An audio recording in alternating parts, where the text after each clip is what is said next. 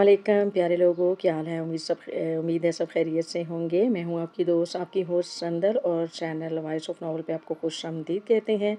जो हमारे चैनल पर न्यू है तो चैनल को सब्सक्राइब कर लीजिए और वीडियो आपको अच्छी लगे तो उसको लाइक कीजिए और शेयर कीजिए। आपकी खिदमत में फिर से हाजिर है एक नए नॉवल के साथ जिसका नाम है ब्लडी वैम्पायर और इसका सीज़न 1 है ये। तो यकीनन आप इसको एंजॉय करने वाले हैं। जो इस तरह की स्टोरीज़ जो ज़्यादा पसंद करते हैं वो तो बहुत इसको एंजॉय करने वाले हैं।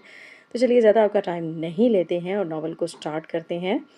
इसकी आंखें खुली तो इसके सर में शदीद दर्द हो रहा था। इसने बामुश्किल अपनी आंखें खोलकर अपना दायां हाथ अपने सर पर रखकर अपने दर्द से फटते सर को थामा तो इसे अपने हाथों पर कुछ गीला महसूस हुआ। इसने बंद आंखों से ही हाथ को अपने नाक के करीब लाकर इसे सूंघा मगर जान ना सकी कि इसके हाथ पर क्या लगा हुआ है। इसने जब अपनी आंखें मुकम्मल खोलकर अपने इर्द गिर्द देखा तो अपने इर्द गिर्द खून देखकर इसके दिल की धड़कन एकदम बढ़ गई थी।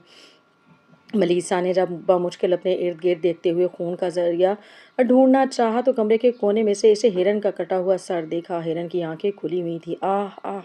इसने डरकर चीख मारते हुए खुद को पीछे धकेलना चाहा मगर अपने पीछे बेड को महसूस करके इसने जल्दी से बेड का सहारा लिया और तेजी से वॉशरूम की तरफ भागी। खुद को वॉशरूम में बंद करके जब इसने अपनी तरफ देखा तो इसके हाथ और कपड़े दोनों खून से भरे हुए थे। इसने जल्दी से खुद को शीशे में देखा तो अपना चेहरा भी खून से भरा हुआ देखकर वहशत से इसकी आंखें फैल गई थी। वो जल्दी से शावर ऑन करके इसके नीचे बैठ गई और खुद को जोर जोर से रगड़कर खून साफ करने लगी। थोड़ी देर बाद वो हिम्मत करती अपनी जगह से उठी और वॉशरूम का दरवाजा खोलकर आहिस्ता से बाहर निकली। वो जानती थी कि इसे खुद ही कमरे में मौजूद खून और हिरन का सर का कुछ करना होगा। वो जल्दी से पहले अपनी अलमारी से कपड़े लेकर बदलने लगी। कपड़े बदलकर इसने कांपते हुए अपने हाथ को लिफाफे में डालकर हिम्मत करके इससे हिरन का सर उठाया और अपने कमरे की खिड़की खोलकर जल्दी से हिरन का सर जंगल में फेंका और जल्दी से खून साफ करने लगी। वो अकेली छोटे से कॉटेज में रहती थी। इसका बाप तो बचपन में ही मर गया था। एक माँ थी, वो भी 1 साल पहले इसका साथ छोड़ गई थी। ये कॉटेज जंगल के पास था और इससे कुछ फासले पर दूसरे कॉटेज भी मौजूद थे। वो कम ही किसी से बात करती और मिलती थी, वरना ज़्यादातर वो अपने घर में रहती थी या फिर यूनिवर्सिटी की लाइब्रेरी में। इसने जल्दी से अपना कमरा साफ किया। ये पहली बार नहीं हुआ था, इससे पहले भी ऐसा 3 बार हो चुका था कि जब वो उठती थी तो उसे ऐसे ही खुद को खून में लिपटे पाती थी, लेकिन इसे कुछ भी याद नहीं रहता था कि वो कैसे इस हालत में पहुंची। ये सारा सिलसिला इसकी माँ की मौत के बाद ही शुरू हुआ था। वो अपना कमरा साफ करके फ्रेश होकर नीचे आई और जल्दी से फ्रिज में अपने लिए कुछ खाने को देखा मगर सवाए सूखी ब्रेड के इसे कुछ नहीं मिला। इसे जल्दी से ब्रेड उठाकर वही खाना शुरू की और अपना बैग उठाकर यूनिवर्सिटी के लिए निकल गई।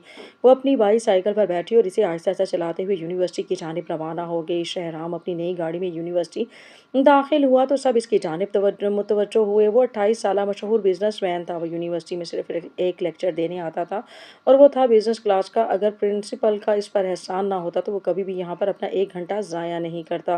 वो गाड़ी से बाहर निकला तो ज़्यादातर लड़कियाँ इसे ही घूर रही थीं, जिन्हें वो नज़रअंदाज करके अंदर की जानिब बढ़ गया। ये तो रोज़ाना का मामूल था कि लड़कियाँ उसे खड़ी होकर देखती थीं। वो था ही इतना खूबसूरत, हद से ज़्यादा सफ़ेद रंगत और 7 नीली आंखें जिनको हमा वक्त नज़र की ग्लासेस से छुपाया होता था। वो मजबूत चाल चलता अपनी क्लास में दाखिल हुआ, जहाँ सब लोग इसे देखकर अपनी अपनी जगह पर जल्दी से बैठ गए थे। मलीसा रास्ते में काफ़ी पीने की वजह से लेट हो गई थी। वो पहले कभी लेट नहीं होती थी मगर आज पता नहीं कैसे वो लेट हो गई। अगर आज का लेक्चर ज़रूरी ना होता तो वो कभी भी इसकी क्लास ना लेती, मगर अब मजबूरी की वजह से ये वो तेज़ी से क्लास की जानिब बढ़ रही थी और वो दरवाज़ा खोलकर अंदर दाखिल हुई तो सब लोग इसकी जानिब मुतवज्जो हो गए थे। इस वजह से सख्त नफरत थी और इस वजह से वो पहले ही क्लास में जाकर एक कोने में दबक जाती कि किसी की भी नज़र इस पर नहीं पड़ती थी। मगर अब सबको अपनी जानिब देखता पाकर वो खामोशी से खुद को बुरा भला कहती अपनी सीट पर जाने लगी कि शहराम इससे बोला, मिस मलीसा आप क्लास के बाद रुकेंगी। मलीसा ने इसकी बात सुनकर सिर्फ हुंकारा भरा और वो हमेशा इसी से ज़्यादा काम देता था जिसकी समझ मलीसा को बिल्कुल नहीं आती थी। वो अपना रजिस्टर निकाल कर लेक्चर नोट करने लगी। थोड़ी देर बाद जब क्लास खत्म हुई तो सब क्लास से चले गए थे। इस वक्त सिर्फ वो और शहराम क्लास में मौजूद थे। मिस मलीसा, क्या आप उठकर मेरे पास आएंगी? मेरे पास टाइम बिल्कुल नहीं है, फ़ौरन यहाँ आओ। पहले तो वो थोड़ा सुकून से बोला मगर जब मलीसा को अपनी जगह से उठते ना देखा तो वो गुस्से से बोला। मलीसा इसके गुस्से से भरी आवाज़ सुनकर फ़ौरन अपनी जगह से उठकर इसके पास आ गई। आज क्यों लेट आई थी? आपसे मतलब? शहराम के सवाल का इसने उल्टा ही जवाब दिया। मुझसे बदतमीज़ी की कोशिश भी मत करना वरना 1 सेकंड भी मुझे नहीं लगेगा तुम्हें इस यूनिवर्सिटी से बाहर फेंकवाते हुए। शहराम ने तंजिया मुस्कुराहट से मलीसा को वार्न किया, जिसका दिल कर रहा था कि वो उसका चेहरा नोच ले।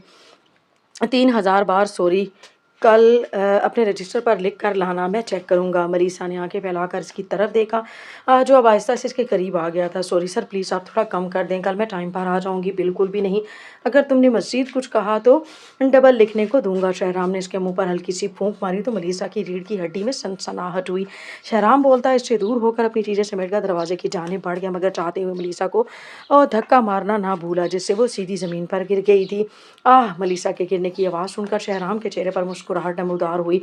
उफ़! अगर मेरे पास ताकत होती ना तो सबसे पहले मैंने इस खड़ूस को गेंद बनाकर अपने फ़ेवरेट बैट से धोना था। वो जल्दी से उठती हुई बोली और अपनी घड़ी पर टाइम देखा, मगर ये देखकर इसे शदीद गुस्सा आया कि वो आज दूसरे लेक्चर के लिए भी लेट हो गई है। इसने अपना बैग सीट से उठाया और मज़ीद कोई क्लास न लेने का सोचते हुए अपनी साइकिल पर बैठकर शहर घूमने चली गई। आसमान पर बादल छाए हुए थे, वैसे भी शहर में 24 घंटे बादल ही रहते थे। शहराम यूनिवर्सिटी से सीधा अपने ऑफिस में आया था, जहाँ सारा स्टाफ पहले ही मौजूद अपना काम कर रहा था। शहराम ऑफिस में दाखिल हुआ तो डेरेक, इसका दोस्त, जो इसके टेबल पर झुका इसके कंप्यूटर पर कुछ कर रहा था, इसे देखकर सीधा होता संजीदगी से बोला, तुम्हारे डैड का पैगाम आया है, वो तुम्हें महल में मिलना चाहते हैं। मुझे इनसे मिलने नहीं जाना, मना कर दो, कह दो कि मेरे पास टाइम नहीं है। वो अपनी टाई ढीली करता डेरेक से बोला, तुम जानते हो मैं किंग शहराम का बाप को मना नहीं कर सकता, जो भी जवाब देना हो तो खुद दे दो। वैसे मेरे ख्याल में तुम्हें जाना चाहिए। डेरेक शहराम से बोला तो जवाब जो अब पानी पी रहा था, इनके पास इनके दूसरे बेटे मौजूद हैं, इन्हें मेरी ज़रूरत नहीं है और मैंने खुद ही जवाब दे दूंगा। शहराम ग्लास टेबल पर रखता अपनी कुर्सी पर आकर बैठा, जहाँ से डेरेक अब पीछे हट चुका था। इनके दूसरे बेटे तुम्हारे भाई हैं शहराम, मुझे ऐसे भाइयों की ज़रूरत नहीं है जो मेरी मौजूदगी तक बर्दाश्त नहीं कर सकते। डेरेक की बात सुनकर वो तंजिया मुस्कुराकर बोला, और अब मज़ीद मैं इनके बारे में बहस नहीं करना चाहता, तुम ये बताओ कि मेरे कंप्यूटर पर क्या देख रहे थे। शहराम ने डेरेक से मज़ीद कहा, अच्छा अब नहीं करूँगा, और मेल चेक कर रहा था दूसरी कंपनी की जो तुम्हें आनी थी। डायरेक्ट कुर्सी घसीट कर इसके सामने बैठता हुआ बोला, और इससे मजीद बिजनेस के मुतालिक बातें करने लग पड़ा। मलीसा ने, चूँकि सुबह से कुछ खाया नहीं था और अब उसे भूख लग रही थी, तो वो एक छोटे से ओपन एरिया कैफ़े में मौजूद थी ताकि अपनी भूख मिटा सके। इसके पास सिर्फ इतने ही पैसे थे कि वो सिर्फ सैंडविच ही खा सकती थी। अब वो सैंडविच खाने के बाद अब काफ़ी पी रही थी ताकि सर्दी का एहसास इसे कम हो सके। वो कॉफ़ी पी रही थी जब उसे लगा कि कोई उसे देख रहा है, मगर जब इसने इर्द-गिर्द देखा तो कोई भी इसकी तरफ मुतवज्जो नहीं था। इसने कॉफ़ी पीने के बाद बिल पे किया और उठकर अपने घर की तरफ चली गई, क्योंकि अब इसने शहराम के लिए सॉरी लिखना था। फिर इसके बाद इसने अपनी नई जॉब के लिए रात को क्लब में जाना था, जहाँ इसने वेट्रेस की जॉब करनी थी।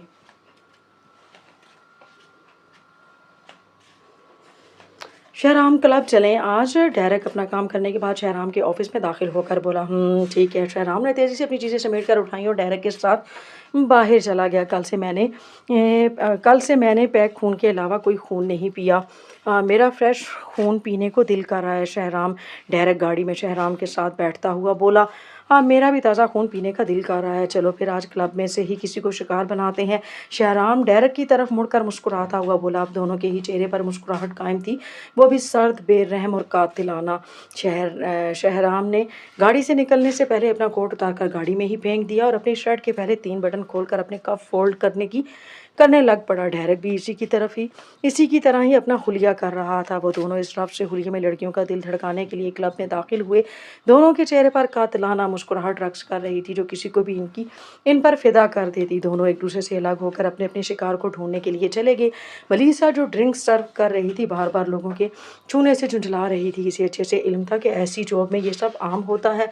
उसे इस जॉब की ज़रूरत थी, तभी वो मजबूरी से जब्त करते हुए अपने चेहरे पर ज़बरदस्ती मुस्कुराहट कायम करते हुए अपना काम कर रही थी। शहराम जो कुछ दूर एक लड़की की तरफ जा रहा था, जब इसे मलीसा नजर आई। सफ़ेद शर्ट के साथ ब्लैक पैंट पहने वो बेहद खूबसूरत लग रही थी। यूनिवर्सिटी में तो सिर्फ खुली शर्ट्स और लूज ट्राउज़र पहनी थी। शहराम ने इसे एक भरपूर नज़र से देखते हुए अपने करीब से गुजरती हुई वेट्रेस से ड्रिंक पकड़ी और एक ही सांस में पी गया। वो अब सब कुछ भुलाई मलीसा को ही देख रहा था, जो ड्रिंक सर्व कर रही थी। जब एक लड़के ने इसका हाथ पकड़ा तो शहराम ने गुस्से से इस लड़के को देखा। फिर अचानक शहराम के चेहरे पर सर्द मुस्कुराहट नमूदार हुई। वो जानता था कि इसका शिकार ये लड़का ही होगा जिसने मलीसा को छुआ। मलीसा ने खुद पर किसी की नज़रें महसूस करके इर्द गिर्द देखा तो कोई भी इसकी तरफ मुतवज्जो नहीं था। इसने अपना सर झटक कर दोबारा ड्रिंक्स लेने के लिए बार पर जाना चाहा कि डांसिंग फ्लोर से गुजरते हुए किसी ने इसे पीछे से अपने हिसार में लेते हुए साथ लगा लिया। शहराम ने मलीसा को कमर से थाम कर अपने साथ लगाया था। मलीसा ने इससे दूर होना चाहा तो इसने इस पर अपनी गिरफ्त और मजबूत कर दी। मलीसा ने पीछे मुड़कर खुद को पकड़ने वाले को देखना चाहा, मगर शहराम ने इसका इरादा जानकर इसे इस तरह अपने साथ लगाया कि वो पीछे नहीं मुड़ सकती थी। शहराम ने इसके बालों पर झुककर गहरा सांस लेकर इससे आने वाली खुशबू को अपनी सांसों में उतारा। फिर शहराम ने झुककर इसके कॉलर से नजर आती हुई गर्दन पर अपने लब रखे और गंभीर आवाज में बोला, तुम बहुत जल्द सिर्फ मेरी होगी मलीसा बेबी। मलीसा इसका सर्द लम्स महसूस कर कर कांप सी गई थी और इसकी बात सुनकर तो इसकी रीढ़ की हड्डी में सनसनाहट हुई। मलीसा ने एकदम उसे पीछे धक्का देकर मुड़कर इसका चेहरा देखना चाहा, मगर शहराम इससे ज़्यादा तेज था, जो एक सेकंड में डांसिंग फ्लोर में मौजूद भीड़ में गायब हो गया था। मलीसा ने अपने पीछे मुड़कर देखा तो उसे कोई भी अपनी जाने मुतवज्जो ना दिखा।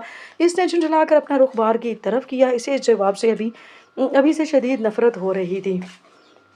इसे इस जॉब से अभी से शदीद नफरत हो रही थी। शहराम ने जिस लड़के को मलीसा को छूते देखा था, इसे बाहर जाते देख तो सर्द मुस्कुराहट के साथ इसके पीछे गया। वो लड़का नशे में धुत चल रहा था, इसे सीधे कदम भी नहीं रखे जा रहे थे।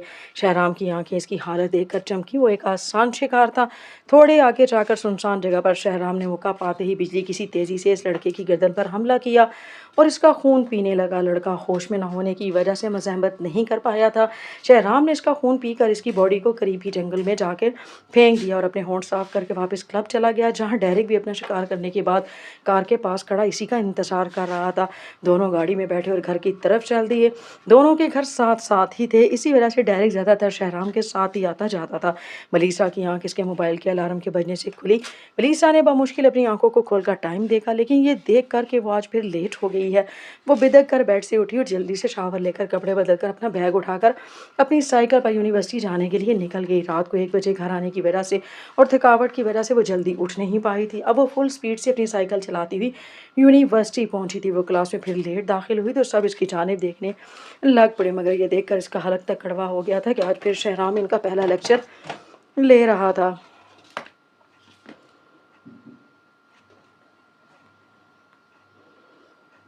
मिस मलीसा, अगर आप आ ही गई हैं तो अपनी सीट पर बैठ जाएं। पूरी क्लास को पूरी क्लास को आपने डिस्टर्ब कर दिया है। शहराम ने मलीसा को दरवाजे में ही खड़े देखकर कहा तो मलीसा तेज़ी से पीछे जाकर आखिरी सीट पर बैठ गई और अपना लेक्चर नोट करने लग गई। मिस मलीसा, आप अपना रजिस्टर मेरे पास लेकर आएंगी। लेक्चर के ख़त्म होने के बाद स्टूडेंट की क्लास से बाहर निकलने के बाद मलीसा से कहा, जो बाहर जाने लगी थी, मगर शहराम की बात सुनकर अपनी जगह रुक गई। मगर क्यों सर? मलीसा ने ना समझी से शहराम से पूछा, जो क्लास खाली होने के बाद अब इसके पास आकर खड़ा हो गया था। लगता है तुम्हारा दिमाग काम नहीं कर रहा।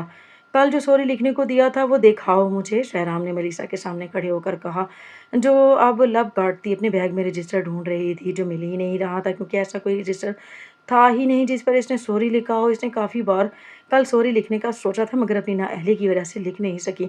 मिस मलीसा, आपका रजिस्टर गुम तो नहीं गया ना? शहराम ने इसे मुसलसल बैग में रजिस्टर ढूंढते हुए पूछा। सॉरी सर, लगता है मेरा रजिस्टर घर रह गया है। जल्दी जल्दी में रजिस्टर लेना भूल गई हूँ। मलीसा ने अपने खुश होंठों को तर्क करते हुए कहा। कम से कम बहाना तो कोई अच्छा सोच लेती मिस मलीसा। शहराम ने इसके होंठों को एक नज़र देख कर कहा तो मलीसा गड़बड़ा सी गई थी। सॉरी सर, कल लिख लाऊंगी। मलीसा ने नज़रें झुकाकर कहा, कल अगर लिख कर ना लाई तो तुम्हें सज़ा मिलेगी मलीसा। वो मलीसा की तरफ झुककर मायने खेजी से बोला, जो मलीसा को समझ नहीं आया, मगर इसे खुद की तरफ झुकते देखकर इसने पीछे ज़रूर होना चाहा, मगर अपने पीछे दीवार की वजह से हट ना सकी। ओके सर, वो थूक निकलती हुई बोली तो शहराम मुस्कुराता हुआ इससे दूर होकर टेबल से अपनी चीज़ें समेटकर क्लास से बाहर चला गया। मलीसा ने गहरा सांस लेकर एक घूरी दरवाजे की जानिब डाली, जहाँ से अभी शहराम बाहर गया था। वो अपनी चीज़ें उठाकर झुंझलाकर अगली क्लास लेने चली गई, जिसमें वो भी लेट हो गई थी। माइक में मलीसा पर 3 दिन से नज़र रख रही हूँ, मगर अभी तक मुझे कुछ गैर मामूली महसूस नहीं हुआ, ब्लैक विच ने माइक से कहा। वो मेरी बेटी है, इसे भी वैम्पायर होना चाहिए था। माइक इसकी बात पर छिड़ता हुआ बोला, ज़रूरी नहीं कि अगर वो तुम्हारा खून है तो वो वैम्पायर ही हो। तुम्हारी बीवी के इंसान होने की वजह से भी वो भी आम इंसान ही हो सकती है। विच ने माइक से कहा, क्या तुमने इसे एक बार भी खून पीते हुए नहीं देखा? माइक ने पूछा। नहीं, मगर इससे भी अच्छी खबर है, मेरे पास रॉयल ब्लड का तीसरा शहजादा शहराम तुम्हारी बेटी को पढ़ाता है। विच ने मक्कारी से उसे बताया। वाह, किंग का बेटा मेरी बेटी को पढ़ा रहा है। क्या इसे मलीसा में कोई दिलचस्पी है? अगर नहीं भी है तो हम पैदा करेंगे। हम मलीसा के ज़रिए शहराम को मरवा कर किंग को तोहफा भिजवाएंगे। माइक ने मक्कारी से मुस्कुराते हुए विच से कहा, जो इसका प्लान सुनकर हंसते हुए किंग की बर्बादी का सुनकर हंसने लग पड़ी थी। क्योंकि माइक और कुछ दीगर वैम्पायर्स पैदाइशी वैम्पायर्स नहीं थे, बल्कि एक एक्सपेरिमेंट से बनाए गए थे। इस वजह से रॉयल बिल्डिंग ने इन्हें कबूल नहीं किया था और ये लोग इस तरह भटकते फिरते थे और अपनी जगह बदलते थे, क्योंकि वैम्पायर्स हंटर्स भी वैम्पायर्स को मारने के लिए मुख्तलिफ जगहों पर छापे मारते रहते थे ताकि वैम्पायर्स को ढूंढकर ख़त्म कर सकें। मेलिसा घर आकर खाना खाकर सो गई थी, क्योंकि रात को इसे वापस क्लब जाना था। इस वजह से वो अब सोकर अपनी नींद पूरी करना चाहती थी। शहराम जो अपने ऑफिस में था, इसे बार बार मेलिसा का ख्याल आया था। इस वजह से इसने मेलिसा के घर आने का सोचा। वो खामोशी से इसके घर में दाखिल हुआ और मेलिसा के कमरे में गया, जो सुकून से सो रही थी। शहराम ने इसके करीब जाकर अपनी अपने हाथ की पूंछ से हल्का सा इसका गाल छुआ तो मेलिसा हल्का सा हल्की। शहराम फौरन इससे दूर हुआ और एक नज़र झुककर इसके चेहरे को करीब से देखा और इसके चेहरे पर ठंडी फूंक मारकर खिड़की के रास्ते से बाहर चला गया। वो नींद में थी जब उसे लगा कि कोई इसके पास मौजूद है, जिसका यकीन इसे अपने चेहरे पर ठंडी हवा से लगा। इसने अपनी आंखें खोली और पूरे कमरे में नजर दौड़ाई, मगर किसी को भी कमरे में ना पाकर इसने दोबारा अपनी आंखें बंद कर ली। मलीसा के घर से कुछ दूर खड़ी विच ने शहराम को मलीसा की खिड़की से कूदते देखा तो इसके चेहरे पर शातिराना मुस्कुराहट नमूदार हुई। शहराम कहाँ से आ रहे हो? डेरेक ने शहराम को ऑफिस में दाखिल होते हुए पूछा। किसी से मिलने गया था, शहराम ने कुर्सी पर बैठते हुए मुस्कुराकर कहा। नया शिकार? अभी कल ही तो हमने फ्रेश खून पिया है। डेरेक ने नासमझी से इससे पूछा। नहीं, नया शिकार नहीं वो। आज हम फिर क्लब जाएंगे। अगर तुमने कोई नया शिकार करना हुआ तो कर लेना, शहराम ने स्पार्ट लहजे में डेरेक से कहा। शहराम, याद रखना, किसी इंसान के साथ मोहब्बत करना तुम्हारे लिए खतरे का बायस बन सकता है और किंग को पता चल गया तो इसको मारने में वो एक मिनट भी ज़ाया नहीं करेंगे। डेरेक ने संजीदगी से शहराम से कहा, अगर किसी ने इसे हाथ भी लगाया तो मैं इसका हाथ तोड़ दूंगा, इसे मार दूंगा, और अगर किसी ने इसे ख़त्म करने की कोशिश की तो मैं इसे ख़त्म कर दूंगा। और किंग ने अगर मेरे किसी भी मामले में दखल अंदाजी की तो इनके खिलाफ बगावत करने में सबसे आगे मैं होऊंगा। शहराम ने सर्द और स्पार्ट लहजे में डेरेक से कहा। किंग तुम्हारा बाप है, तुम इसके खिलाफ कभी नहीं जा सकते। डेरेक ने इसे जैसे याद दिलाया हो। मेरा बाप नहीं, सुना तुमने, वो सिर्फ किंग है मेरे लिए। शहराम ने गुस्से से पेपर वेट उठाकर जमीन पर मारते हुए डेरेक से कहा, जो इसके गुस्से से बिल्कुल भी नहीं घबराया था। हकीकत को तुम छुटला नहीं सकते शहराम। डेरेक ने जैसे ही इसके गुस्से को मजीद हवा दी थी। मुझे नफरत है इनसे, बता देना इन्हें, वो सिर्फ मेरी नफरत के ही काबिल हैं, वो नहीं मेरा बाप। सुना तुमने? शहराम गुस्से से दहाड़ता हुआ कुर्सी को लात मारकर गिराता हुआ अपना कोट उठाकर ऑफिस से बाहर चला गया। मलीसा फ्रेश होकर क्लब जाने के लिए निकलने लगी थी जब उसे अपने घर से दूर एक औरत अजीब कपड़ों में मलबूस अपनी जानिब घूरती हुई नजर आई। मलीसा ने इस औरत से डरने की बजाय इसे एक खुरी से नवाजा और अपना सर झटक कर अपनी साइकिल लेकर क्लब जाने के लिए निकल गई। थोड़ी दूर खड़ी विच ने मलीसा को खुद को घूरते देखा तो इसके चेहरे पर शैतानी मुस्कुराहट फैली। विच ने अपना जादू इस्तेमाल किया और एक मिनट के अंदर वो एक खंडर नुमा घर के अंदर मौजूद थी, जहाँ माइक अपने कुछ साथियों से बात कर रहा था। माइक ने विच को अपने सामने देखा तो सवालिया नजरों से इसकी जानिब देखा, क्योंकि इसके मुताबिक विच को इस वक्त मलीसा के पास होना चाहिए था। माइक, एक अच्छी खबर है, आज मैंने शहराम किंग के बेटे को मलीसा के कमरे की खिड़की से कूदते हुए देखा। इसका मतलब है वो मलीसा में पहले से ही दिलचस्पी रखता है, हमें ज्यादा काम नहीं करना होगा। विच ने मुस्कुराते हुए माइक को बताया, जो उसकी बात सुनकर खुश नजर आ रहा था। लगता है खेल शुरू करने का वक्त आ गया है। माइक ने शातिराना मुस्कुराहट लबों पर सजाए विच से कहा, जो इसकी बात सुनकर अपना सर हिलाती खिलखिलाकर हंसती हुई बोली, अब किंग को जल्दी इसके बेटे के दिल का तोहफा भिजवाएंगे। मलीसा मुंह पर जबरदस्ती मुस्कुराहट फैलाए लोगों को ड्रिंक्स सर्व कर रही थी, जबकि शहराम एक अंधेरे कोने में खड़ा इसी की जानिब मुतवज्जो था। वो अपना गुस्सा घर की चीज़ों को तोड़ फोड़ कर निकाल आया था और अब वो काफ़ी पुरसकून था। इसने कुछ सोचते हुए अपने हाथ में पकड़ी ड्रिंक पी कर अपना रुख मलीसा की जानिब किया, जो सफ़ेद रंगत और अपनी सब्ज आंखों की वजह से सबकी तवज्जो अपनी जानिब आसानी से खींच रही थी। मलीसा कल वाले वाक़े के बाद कुछ ज़्यादा ही चौकस थी और किसी को कम ही छूने दे रही थी। वो ड्रिंक सर्व करके वापस बार पर जा रही थी, जहाँ आज फिर शहराम ने इसे कमर से थाम कर अपने साथ लगाया था। मलीसा ने आज पहले से ही सोच रखा था कि अगर ऐसा हुआ तो इसे क्या करना है। इसने अपने हाथ में मौजूद ट्रे को जोर से खुद को पकड़े शख्स शहराम में मारी, मगर शहराम पर कोई असर नहीं हुआ, उल्टा ट्रे में डेंट पड़ गया था। मलीसा ने आंखें फैलाकर अपने हाथ में मौजूद ट्रे को देखा और खुद को इस शख्स की गिरफ्त से दूर करने लगी, जिसने इस पर अपनी गिरफ्त और मजबूत कर दी थी। थी। शहराम मलीसा की नाकाम कोशिश देखकर मुसलसल मुस्कुरा रहा था। फिर इसने मलीसा को अपनी गिरफ्त से निकलने की कोशिश करते देखा तो एक हाथ से इस पर गिरफ्त मजबूत करते हुए दूसरा हाथ इसकी आंखों पर रखकर झुककर इसके कान से करीब बोला, मलीसा बेबी, मुझसे दूर जाने का सोचना भी मत। मैं तुम्हारे साथ साए की तरह रहता हूँ। शहराम ने बोलकर अपना सर्द लम्स इसके गाल पर छोड़ा। शहराम ने आखिरी बार इसे छोड़ने से पहले इसके बालों में गहरा सांस भरकर खुद को 1 सेकंड से पहले तेजी से अपने पीछे ये भीड़ में गुम किया था। मरीसा ने अपने ठंडे गाल पर हाथ रखकर पीछे देखा, मगर इसे मायूसी के सिवा कुछ ना मिला। उसे अभी तक इसके सर्द लबों का लम्स अपने गाल पर महसूस हो रहा था, जबकि इसका दिल जितनी जोरों से धड़क रहा था वो शहराम थोड़ी दूर खड़ा बासानी सुनता हुआ मुस्कुरा रहा था। किंग किंग एडवर्ड अपने कमरे में अपनी बीवी एलिज़ाबेथ को अपने हिसार में लिए बैठा था जब इनके कमरे के दरवाजे पर दस्तक हुई और इजाज़त मिलने पर कोई अंदर दाखिल हुआ। किंग, आपके लिए एक अहम खबर है। किंग के खास आदमी ने सर झुकाकर कहा। क्या खबर है, बताओ, किंग एडवर्ड ने पूछा। किंग, शहजादे शहराम का पैगाम आया है कि वो मसरूफियत की वजह से आपसे मिलने महल नहीं आ सकते। तुम जा सकते हो अब, और हमें कुछ देर कोई तंग ना करे। किंग एडवर्ड ने बात सुनकर कहा तो वो आदमी सर झुकाकर जैसे आया था वैसे ही चला गया। वो ऐसा क्यों है एडी? वो हमसे इतना दूर क्यों हो गया है? एलिज़ाबेथ ने किंग एडवर्ड के कंधे पर सर रखकर नम लहजे में पूछा। पागल हो गया है, बस मैं खुद जाऊंगा इससे बात करने। किंग एडवर्ड ने एलिज़ाबेथ के सर को चूमकर कहा तो वो सिर्फ गहरा सांस ही लेकर रह गई। वो जानती थी कि इनका बेटा कभी भी वापस नहीं आएगा। मलीसा थकी हुई घर आई और अपने कमरे में जाकर लेटने लगी कि इसने अपने बेड पर एक नीले रंग का फूल पड़ा मिला। मलीसा ने हैरानी से इस फूल को उठाकर देखा जो चमक रहा था।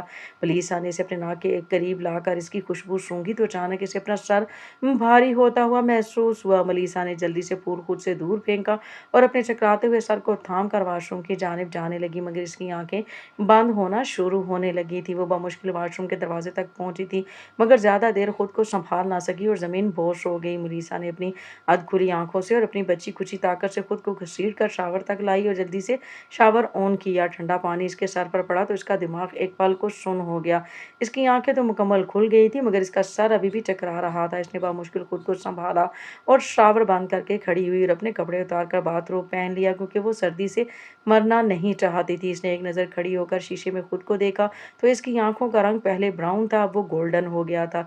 इसने अपना सर झटक कर दोबारा खुद को आईने में देखा, मगर अपनी आंखों को गोल्डन देखकर इसे खुद से खौफ महसूस हुआ। अचानक इसकी नज़र अपने होंठों पर गई जो सुर्ख हो चुके थे, जैसे इसने अभी किसी का खून पिया हो। इसने अपने मुंह पर पानी के छींटे मारकर दोबारा खुद को देखा, मगर अपनी गोल्डन आंखें और सुर्ख होंठ देखकर इसने गुस्से से जोर से अपने करीब पड़ा बुरुश शीशे में मारा, जिससे वो चकनाचूर होकर जमीन पर गिर गया।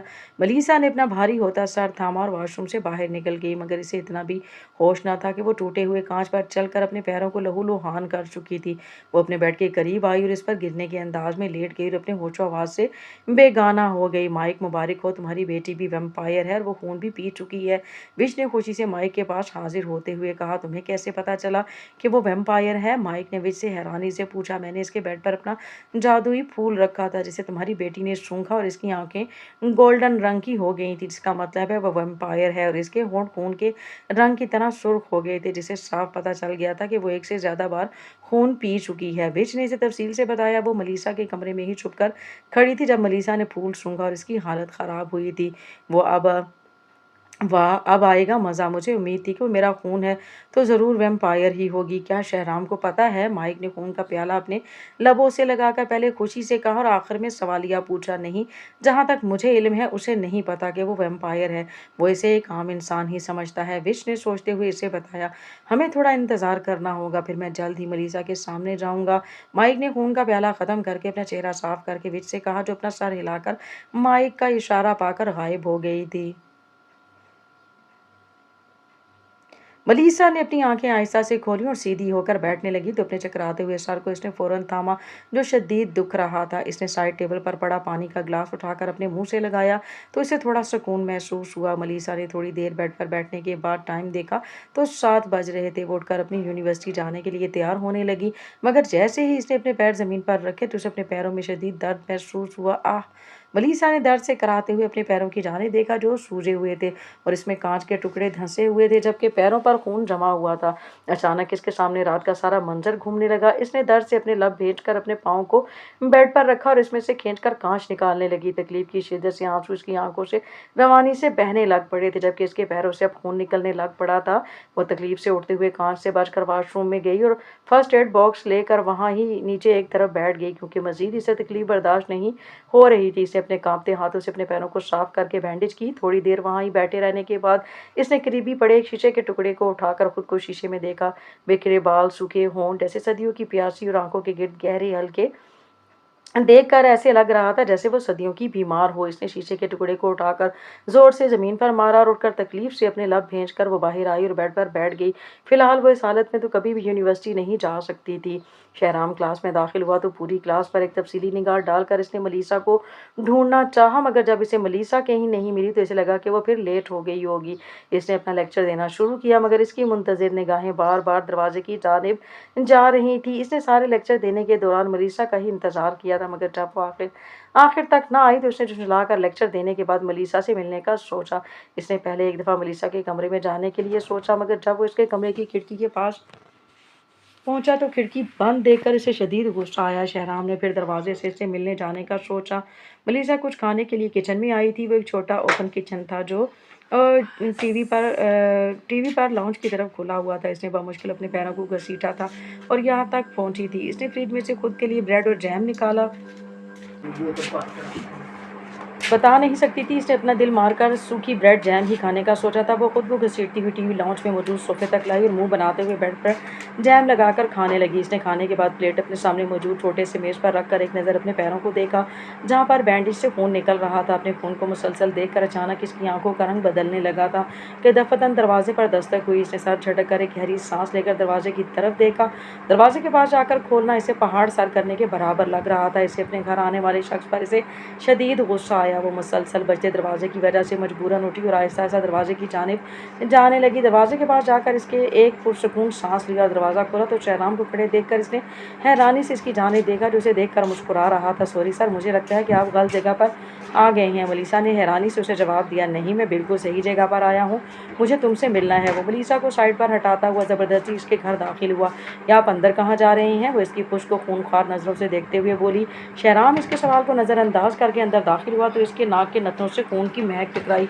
इसकी नज़र ज़मीन पर खून के निशानात पर गई और वो ताज़ा खून था। इसने अपनी मुट्ठियों को भेजकर खुद को काबू किया और अपना रुख मलीसा की जानिब किया, जो मुंह बनाती हुई दरवाज़ा बंद करके लड़खड़ाकर चलती हुई आ रही थी। शहराम की नज़र इसके पैरों पर गई, जिस पर पट्टी की गई थी। इसने अपनी मुट्ठियाँ और ज़ोर से भेजकर खुद को मलीसा पर हमला करके इसका सारा खून पीने से रोका। शहराम मलीसा के चेहरे पर तकलीफ देता असुरात देखकर खुद को काबू किया और मलीसा के पास जाकर झुककर इसे अपनी बाहों में उठा लिया। आप ये क्या कर रही हैं सर? मुझे नीचे उतारें।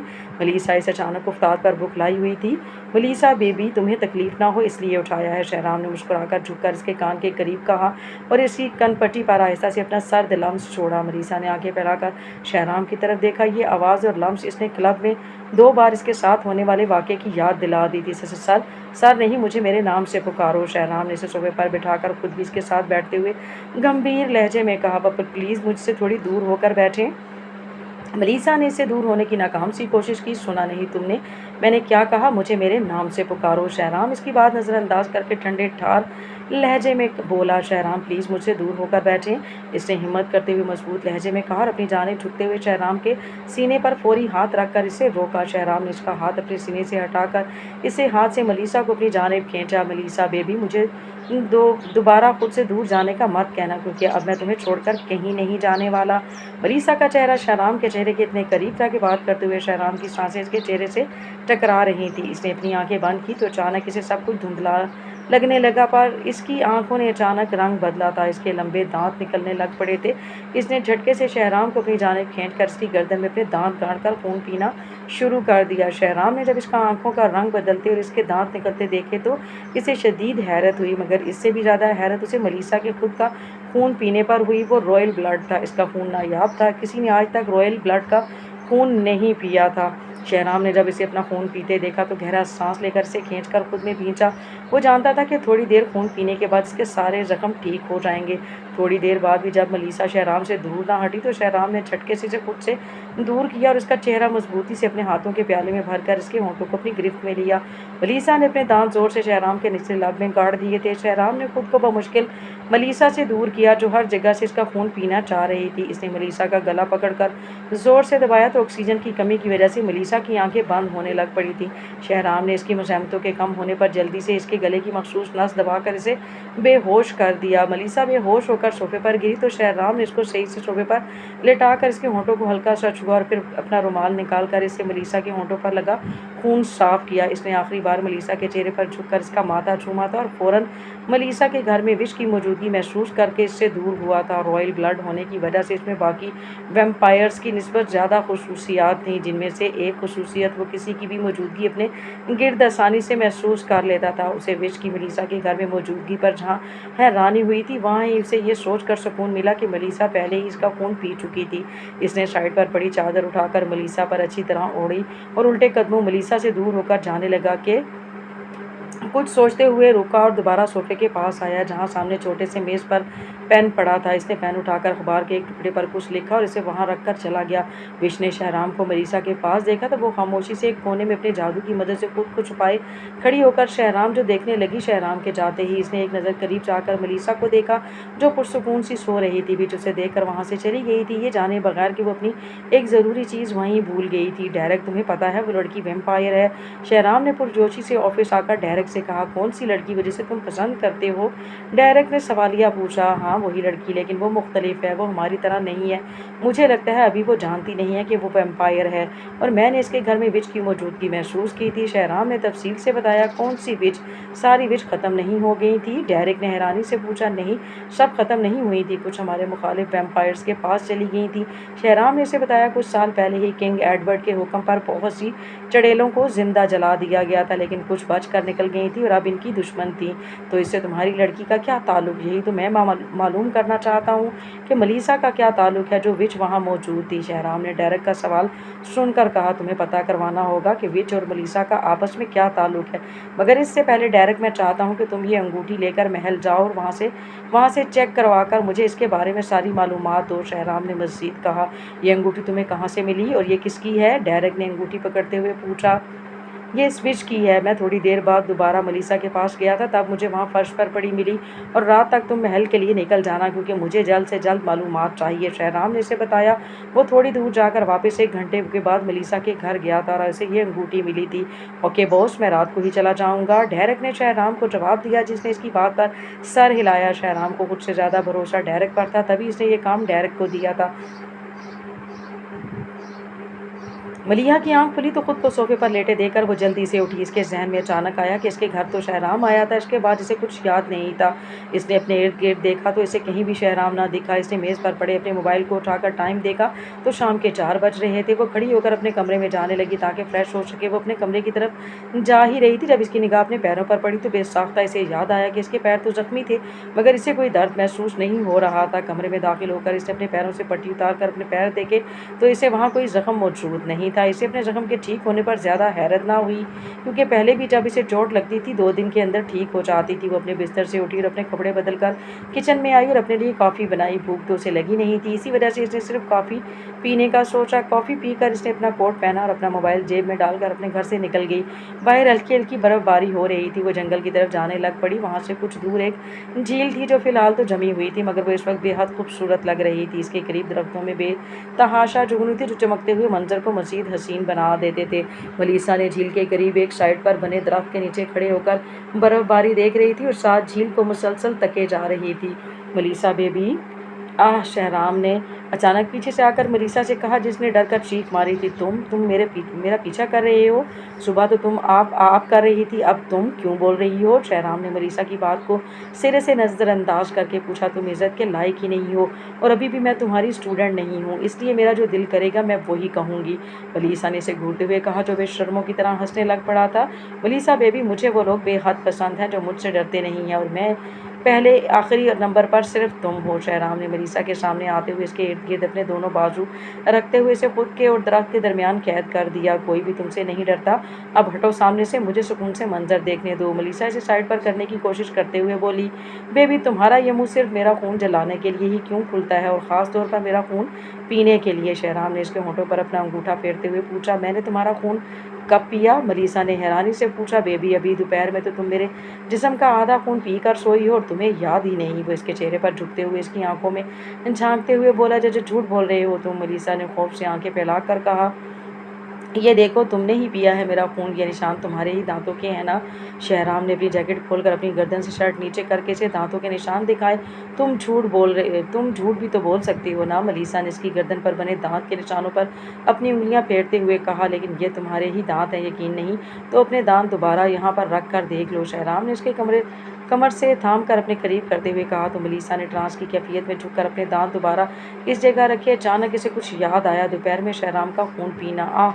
मलीसा ने अपना सर थामा जिसमें दर्द होने लग पड़ा था। ज़्यादा सोचो मत और मेरे साथ चलो, हमें कहीं जाना है। शहराम उसे सर थामे देख कर कहा, मुझे नहीं पता ये सब क्या हो रहा है। शहराम मेरी मदद करो, वो बेबसी से बोली थी। शहराम ने आगे बढ़कर इसे अपनी बाहों में उठाया और पूरी तेज़ी से अपनी गाड़ी की तरफ ले गया। मलीसा ने अपनी आंखें बंद होने से पहले शहराम को खुद को गाड़ी में बिठाते देखा था। इसके बाद इसकी आंखों के आगे मुकम्मल अंधेरा छा गया था। डेरिक, शहराम ने तुम्हें यहाँ क्यों भेजा और वो खुद क्यों नहीं आ रहा हमसे मिलने?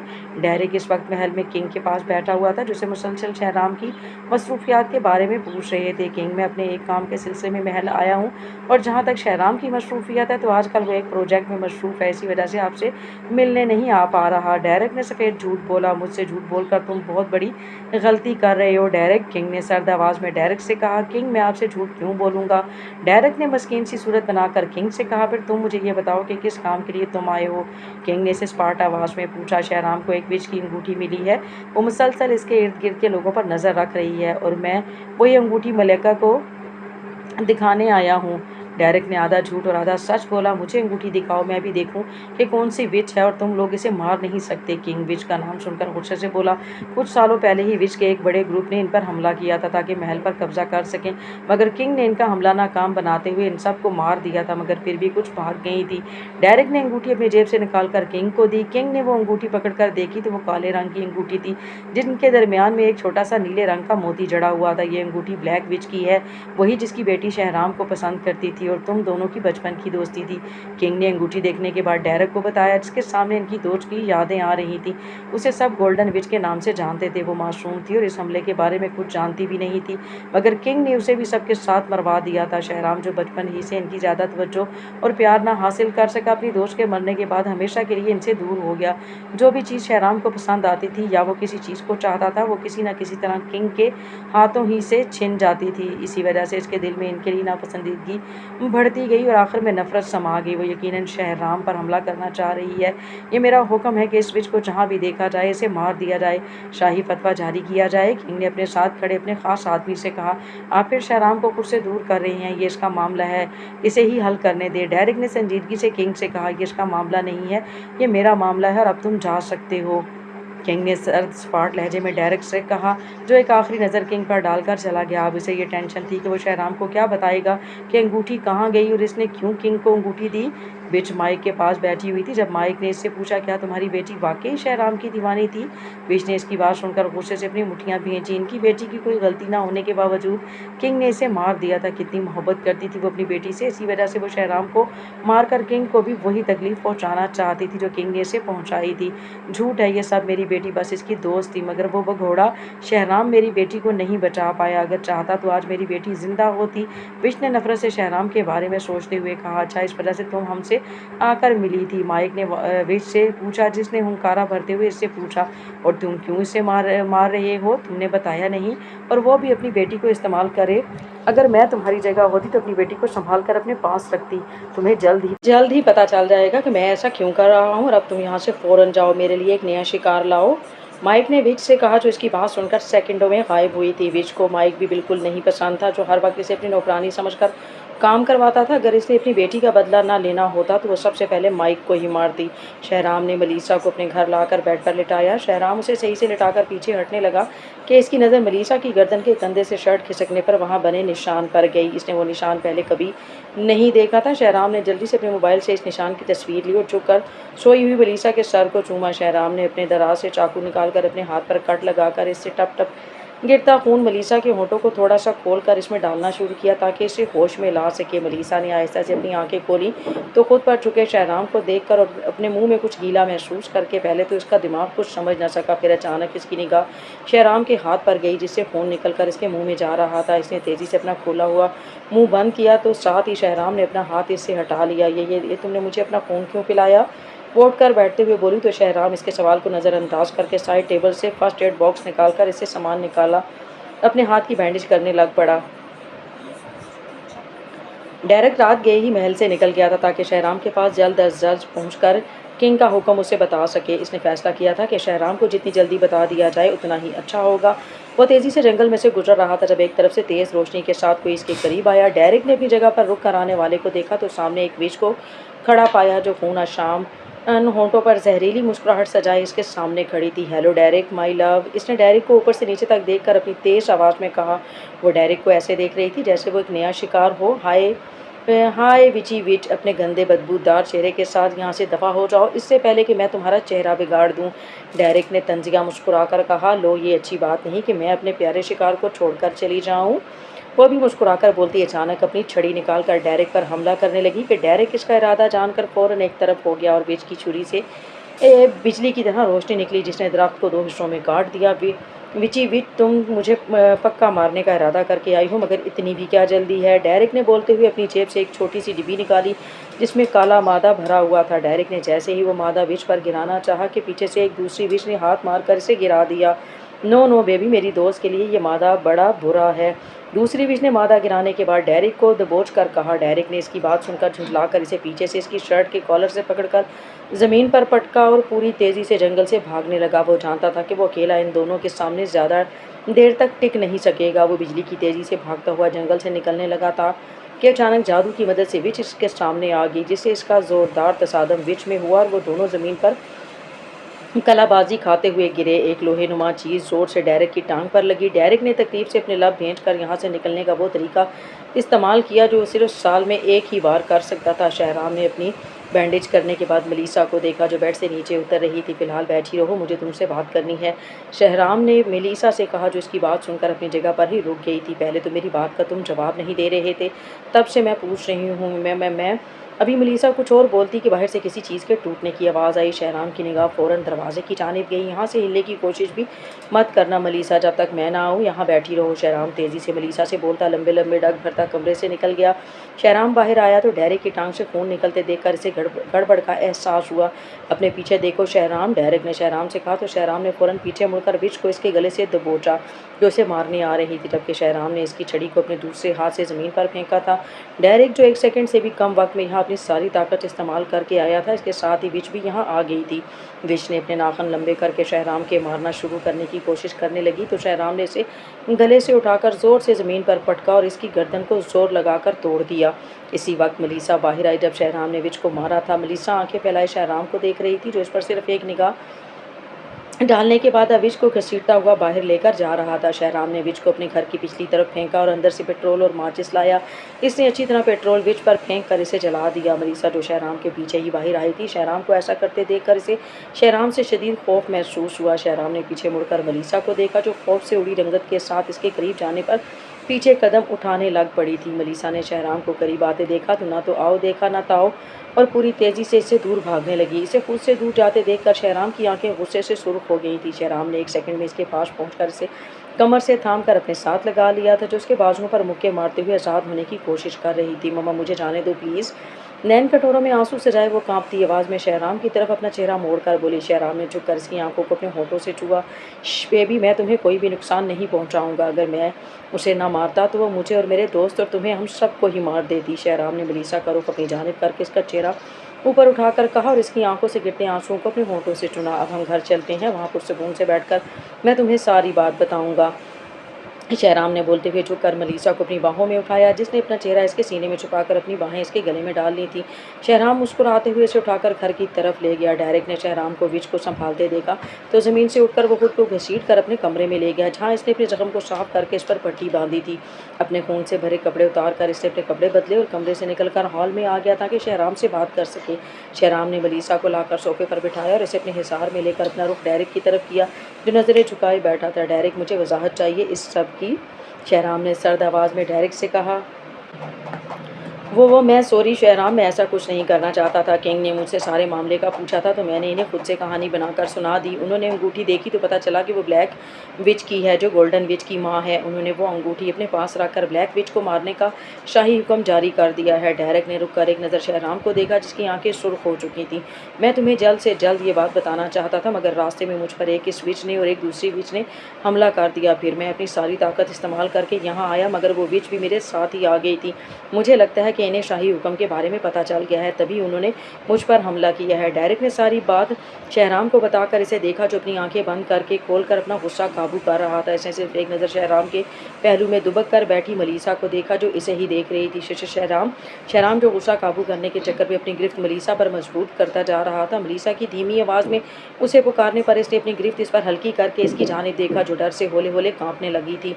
कुछ नहीं हुआ बेबी, तुम्हें मैं कुछ नहीं कहूँगा, शहराम ने मलीसा से नरम आवाज़ में कहा तो वो थोड़ा पुरसकून हुई। कल तक अपना ये ज़ख्म ठीक करो और मुझे ब्लैक विच किंग के ढूंढने से पहले अपने पास चाहिए, और अगर तुमने ये काम ना किया तो मेरे गुस्से से तुम्हें कोई नहीं बचा पाएगा। शहराम ने डायरेक्ट की तरफ अपना रुख मोड़े कहा। इसकी आवाज़ में सख्ती तो नहीं थी, मगर इसकी आंखों को देखकर डायरेक्ट को पता चल गया कि इस काम में वो कोई गलती नहीं कर सकता। डायरेक्ट शहराम को देखकर अपनी जगह से उठा और वहाँ से निकल गया, ताकि जंगल में जाकर कोई शिकार कर सके और इसका खून पी सके, जिससे इसका जख्म भर जाए। मुझे अब सब कुछ बताओ, ये सब क्या हो रहा है, और ये खून तुमने मुझे अपना क्यों पिलाया? और मैं तुम्हें सब कुछ बताता हूँ, पहले तुम मुझे अपने बारे में सब कुछ बताओ और अपनी फैमिली के बारे में भी बताओ। शहराम ने मलीसा को बीच में टोकते हुए कहा, और वो इसे हिचकिचाते हुए अपने बारे में बताने लग पड़ी। मुझे अपने बचपन के बारे में कुछ भी साफ याद नहीं है, बस इतना पता है कि मेरे डैड बचपन में ही मर गए थे और फिर मॉम ने ही मुझे जॉब करके पाला, मगर हम ज़्यादा देर एक जगह नहीं रुकते थे। मॉम हमेशा एक जगह ज़्यादा से ज़्यादा 6 माह रहती थी। फिर 1 साल पहले मॉम भी मर गई और इसके बाद मैं यहीं रुक गई और कहीं नहीं गई। मॉम की लाश पुलिस को एक जगह मिली थी। इन पर चाकू से हमला किया गया था, वो बताते हुए आखिर में वो शिद्दत से रो पड़ी थी। शहराम ने इसे ज़ोर से खुद में भींचा था। अब इसकी शर्ट को अपने आंसुओं से तर कर रही थी। शहराम को समझ आ गई थी कि किस चीज़ से इसकी पुरानी यादाश्त को ख़त्म किया गया है। अब ये पता चलाना था कि इसकी यादाश्त क्यों ख़त्म की गई है और इसकी मॉम एक जगह पर क्यों नहीं ठहरती थी। थोड़ी देर बाद जब मलीसा पुरसकून हुई तो शहराम ने इसे खुद से अलग करके इसका चेहरा अपने हाथों से साफ किया। थोड़ी देर बाद जब मलीसा पुरसकून हुई तो शहराम ने इसे खुद से लग करके इसका चेहरा अपने हाथों से साफ़ किया। मलीसा, तुमने पहले कभी खून पिया है? शहराम ने अचानक मलीसा से पूछा। मम्मा, मुझे याद नहीं, लेकिन 2-3 बार मैं जब उठती थी तो मेरे मेरे इर्द गिर्द खून जमा होता था और मैं भी खून में लथपथ होती थी। मलीसा ने सूं सूं करते हुए बताया। तुम एक वैम्पायर हो मलीसा, मेरी तरह, लेकिन किसी चीज़ से तुम्हें रोका जा रहा है मुकम्मल वैम्पायर बनने से, शहराम ने मलीसा को बताया, जो इसकी बात सुनकर आंखें फैलाए इसे देख रही थी। तुम मजाक कर रही हो ना? मलीसा ने डरते हुए पूछा। तुम्हें लगता है मैं मजाक कर रहा हूँ? शहराम ने संजीदगी से मलीसा से पूछा, जिसने पहले अपनी गर्दन नफ़ी में हिलाई, फिर ये सोच कर कि वो वैम्पायर है इसने ज़ोर से चीख मारी। आह सी! शहराम ने आगे होकर इसके होंठों को अपनी कैद में करके इसकी चीखों का गला घोंट दिया। शहराम थोड़ी देर बाद इससे दूर हुआ और इसके चेहरे को हाथों में भरकर इस पर जा बजा अपना लम्स छोड़ने लगा, पर मलीसा इसका साथ लम्स महसूस करके इसकी शर्ट को अपने हाथों में जकड़ा। शहराम ने इसके चेहरे को चूमने के बाद अपना माथा इसके माथे से टिका दिया। अभी तुम फ़िलहाल आराम करो मलीसा, मैं कल तुम्हें सारी बातें बताऊंगा। शहराम मलीसा से दूर होकर बोला था। तो तुम भी वैम्पायर हो? मलीसा ने धीमी आवाज़ में शहराम से पूछा। हाँ, मैं भी एक वैम्पायर हूँ, और इससे पहले कि मैं तुम्हारा फ़ोन पी जाऊँ, जल्दी से उठकर तुम सामने वाले कमरे में जाकर सो जाओ। शहराम संजीदगी से बोला। तो मलीसा आंखें फैलाकर जल्दी से उठी और भागते हुए सामने वाले कमरे में घुस गई। शहराम मलीसा को भागते देखकर मुस्कुराता हुआ अपनी जगह से उठा और अपने कमरे से अपना मोबाइल लेकर अपने कमरे में ही मौजूद किताबों की शेल्फ से एक किताब देख कर निकाली। वो काफ़ी पुरानी किताब लग रही थी। ये सारी किताबें किताबें शहराम को गोल्डन विच के सामान से मिली थी। इसमें बहुत से निशानात की मालूमात के साथ साथ बहुत से नुस्खे भी मौजूद थी। सबको लगता था कि गोल्डन विच उसे पसंद करती है, मगर दर हकीकत वो डेरेक से मोहब्बत करती थी और ये बात सिर्फ शहराम ही जानता था। जब डेरेक इस बात से बेखबर ही था और बाकी सब लोगों की तरह वो भी समझता था कि गोल्डन विच शहराम को पसंद करती थी, शहराम ने वो किताब निकाली और अपने बेड पर बैठकर इसमें से वो निशान ढूंढने लगा। शहराम ने एक बार अपने मोबाइल से दोबारा निशान देखा और फिर किताब में वो निशान ढूंढने लग पड़ा। एक जगह आकर इसकी निगाह रुकी। इसे वो निशान सेम टू सेम मलीसा के निशान जैसा लगा, जिसकी यकीन दहानी इसने निशान की तस्वीर देखकर कर ली थी। इसने निशान के नीचे मौजूद तफसील को पढ़ना शुरू किया और जैसे जैसे पढ़ता गया इसे वैसे वैसे सब समझ आ रहा था। इसके नीचे लिखा हुआ था कि वो निशान सिर्फ एक विच ही किसी वैम्पायर को दे सकती है, जिससे इसकी ताकत कम हो जाती है और वो मुकम्मल वैम्पायर नहीं बन पाता और ये पुरानी यादाश्त को भी ख़त्म कर देता है। शहराम ने गहरा सांस लेकर किताब बंद की और उठकर खिड़की के पास गया। इसे अपने घर के इर्द गिर्द किसी विच की मौजूदगी का एहसास हो रहा था। वो जल्दी से अपने कमरे से निकलकर मलीसा के कमरे में गया और कमरे का दरवाज़ा खोलने लगा, मगर दरवाजे को अंदर से लॉक लगाया गया था। मलीसा, दरवाज़ा खोलो, मुझे तुमसे एक ज़रूरी बात करनी है। वो कमरे का दरवाज़ा ज़ोर से नॉक करता बोला, मगर अंदर से कोई जवाब न मिलने पर वो पीछे होकर ज़ोर से दरवाजे में टक्कर मारने लगा कि इसी वक्त मलीसा ने दरवाज़ा खोला और शहराम धड़ाम से मलीसा में बजा और इसकी ऊपर ही ज़मीन पर गिर गया। हाय मेरी कमर! मलीसा अपनी कमर में तकलीफ़ महसूस करके चीख मार कर बोली, तो शहराम जल्दी से इसके ऊपर से उठ गया। मलीसा अपनी कमर पकड़कर सीधी होकर बैठी और एक घूरी शहराम को नवाजती हुई खड़ी हुई। अब तुम्हें इस वक्त क्या आफत आई हुई है जो तुम मेरे कमरे का दरवाज़ा तोड़ने वाले थे? मलीसा ने झुंझलाकर शहराम से पूछा। कुछ नहीं, बस आज रात मैं तुम्हारे साथ इस रूम में रहूँगा। शहराम मुस्कुराकर बताता हुआ, मलीसा कुछ जहर लगा। अभी थोड़ी देर पहले तो तुम कह रहे थे कि तुम मेरा खून पी जाओगे, इस वजह से मैं तुम्हें अपने साथ नहीं रहने दे सकती। फ़ौरन यहाँ से निकलो मलीसा। मलीसा मुंह बिगाड़ती हुई बोली, मलीसा बेबी, तुम इस वक्त मेरे घर में हो। मलीसा बेबी, तुम इस वक्त मेरे घर में हो। मेरा जहाँ दिल करेगा मैं वहीं रहूँगा। अगर तुम नहीं चाहती कि मैं वाकई तुम्हारा खून पी जाऊँ तो जल्दी से जाकर सो जाओ और मुझे भी सोने दो। शहराम सर्द लहजे में बोला तो मलीसा बुरा सा मुंह बनाकर इसे मज़ीद बहस किए बिना बेड पर जाकर एक तरफ लेट गई और दूसरी तरफ शहराम लेट गया। मलीसा तो सो गई थी, मगर शहराम सारी रात जागता ही रहा था। वो कोई भी रिस्क नहीं लेना चाहता था, क्योंकि किंग की वजह से कोई भी विच इसके घर पर हमला कर सकती थी। डेरेक अपना शिकार करके इसका खून पीने के बाद अब बिल्कुल सही हो चुका था। इसका जख्म भी भर चुका था। वो ब्लैक विच को ढूंढने जा रहा था ताकि इसे किंग के सिपाहियों से पहले ढूंढ सके। वो मुख्तलिफ रास्तों से होकर एक वीरान जगह गया और अपनी ताकत इस्तेमाल करके अपने इर्द गिर्द किसी विच की खुशबू सूंघने लगा। उसे एक विच की खुशबू फिजा में मिली थी। वो एक बच्ची की थी। वो किसी छोटी बच्ची विच को मारना नहीं चाहता था, इसी वजह से वो वहाँ से कुछ दूर दूर गया तो अचानक इसके जहन में मलिका महल में रहने वाली एक जादूगरनी जो सिर्फ किंग के लिए काम करती थी, बल्कि यूँ कहा जाए कि इससे ज़बरदस्ती काम करवाया जाता था तो ज़्यादा बेहतर होगा, के दिए गए एक कंपास से ख्याल आया इसे आप जिस विच की चाहें इसकी जगह को मालूम कर सकते थे, मगर इस कंपास पर पहले इस विच की मखसूस खुशबू वाला रुमाल रखना होता था। डेरेक वापस घर आया और खामोशी से अपने कमरे में गया और अपनी पैंट की जेब से रुमाल निकाला जिसमें ब्लैक विच की अंगूठी थी। इसकी खुशबू रची हुई थी। इसने 1 मिनट के लिए रुमाल कंपास पर रखा और फिर रुमाल उठाकर देखा तो कंपास मगरिब की तरफ इशारा कर रही थी। वो अपनी अलमारी में से मुख्तलिफ हथियार और चीज़ें जो वो मलिका से मांग कर लाया था इन्हें अपने साथ रखने लग पड़ा। चूँकि ब्लैक विच बड़ी उम्र की थी, इसके पास तजर्बा और ताकत भी ज़्यादा थी और वो कोई भी गलती करके अपने लिए मौत की दावत नहीं देना चाहता था। वो अपना सारा सामान अपने साथ रखे, एक आखिरी निगाह अपने दराज में से एक तस्वीर पर डालने के बाद चला गया। वो तस्वीर गोल्डन विच की थी। अगर इसके माँ बाप इसे ना रोकते तो शहराम की दोस्ती की उसे परवाह ना होती तो वो सबसे पहले किंग को कत्ल करता। गोल्डन विच को मारने पर वो इससे मोहब्बत करता था, मगर कभी इसे बता ना पाया था। वो खामोशी से घर से निकलकर अपनी कार की तरफ गया और कार में बैठकर कंपास की समझाने लगा। वो अपनी ताकत ज़्यादा से ज़्यादा बचाना चाहता था ताकि ब्लैक विच से लड़ाई में काम आ सके। वो इस समझाने के बाद एक पुराने घर के करीब पहुंचा, मगर अंदर जाने से पहले इसने अपनी ताकत इस्तेमाल की तो बहुत से वैम्पायर्स और चुड़ैलों की महक इसके नाक की नथनों से टकराई। वो अंदर जाकर अपनी मौत को खुद दावत नहीं देना चाहता था, इसलिए वापस चला गया और सुबह मौका मिलने पर से पकड़ने का अहद करता वो घर वापस आ गया। शहराम मलीसा के उठने से पहले ही उठकर डेरेक की मौजूदगी को महसूस करके बाहर चला गया ताकि इससे बात कर सके। डेरेक, तुमने ब्लैक विच को पकड़ लिया जो तुम इतने सुकून से घर बैठे हो? शहराम ने लाउंज में आकर डेरेक को टीवी पर मैच देखते हुए पूछा। नहीं, मैं इसे पकड़ने गया था, मगर तुम्हें पता है वो दूसरे एक्सपेरिमेंट वाले वैम्पायर्स अपने साथियों के साथ एक घर में मौजूद थी, इसी वजह से मैं इसे पकड़ ना सका। आज दोबारा कोशिश करूंगा, वो जैसे ही वहाँ से बाहर निकलेगी मैं इसे पकड़ लूँगा। डेरेक ने शहराम को बताया। मुझे तुमसे एक चीज़ के बारे में पूछना था, शहराम ने डेरेक से पूछा। तो डेरेक ने सवालिया निगाहों से इसकी तरफ देखा। मुझे ये निशान मलीसा के कंधे पर मिला है। मैंने किताब में पढ़ा है इससे मलीसा को मुकम्मल वैम्पायर बनने से रोका जा रहा है और ये इसकी याददाश्त भी ख़त्म कर चुका है। क्या तुम्हें इस बारे में कुछ पता है कि ये कैसे ख़त्म किया जा सकता है? शहराम अपने मोबाइल से निशान की तस्वीर निकालकर डेरिक को दिखाता हुआ बोला। शहराम, इस निशान को सिर्फ एक विच ही अपने जादू से ख़त्म कर सकती है। इसके अलावा मलिका शायद हमारी मदद कर सके, मगर तुम्हारा भाई इसे महल से बाहर आने नहीं देगा और तुम मलीसा को लेकर महल जा नहीं सकते। डेरिक ने तफसील से उसे बताया। उफ, एक मेरा भाई है जिसने एक मासूम लड़की को अपनी कैद में रखा है और इसे हर पल तकलीफ देता है, मगर इसे आज़ाद नहीं करता। अगर किंग का झुकाव हमीज़ की तरफ ना होता तो मैं मलिका को कब का इसकी गिरफ्त से आज़ाद करवा चुका होता। शहराम झुंझलाकर अपने बालों में हाथ फेरता हुआ बोला।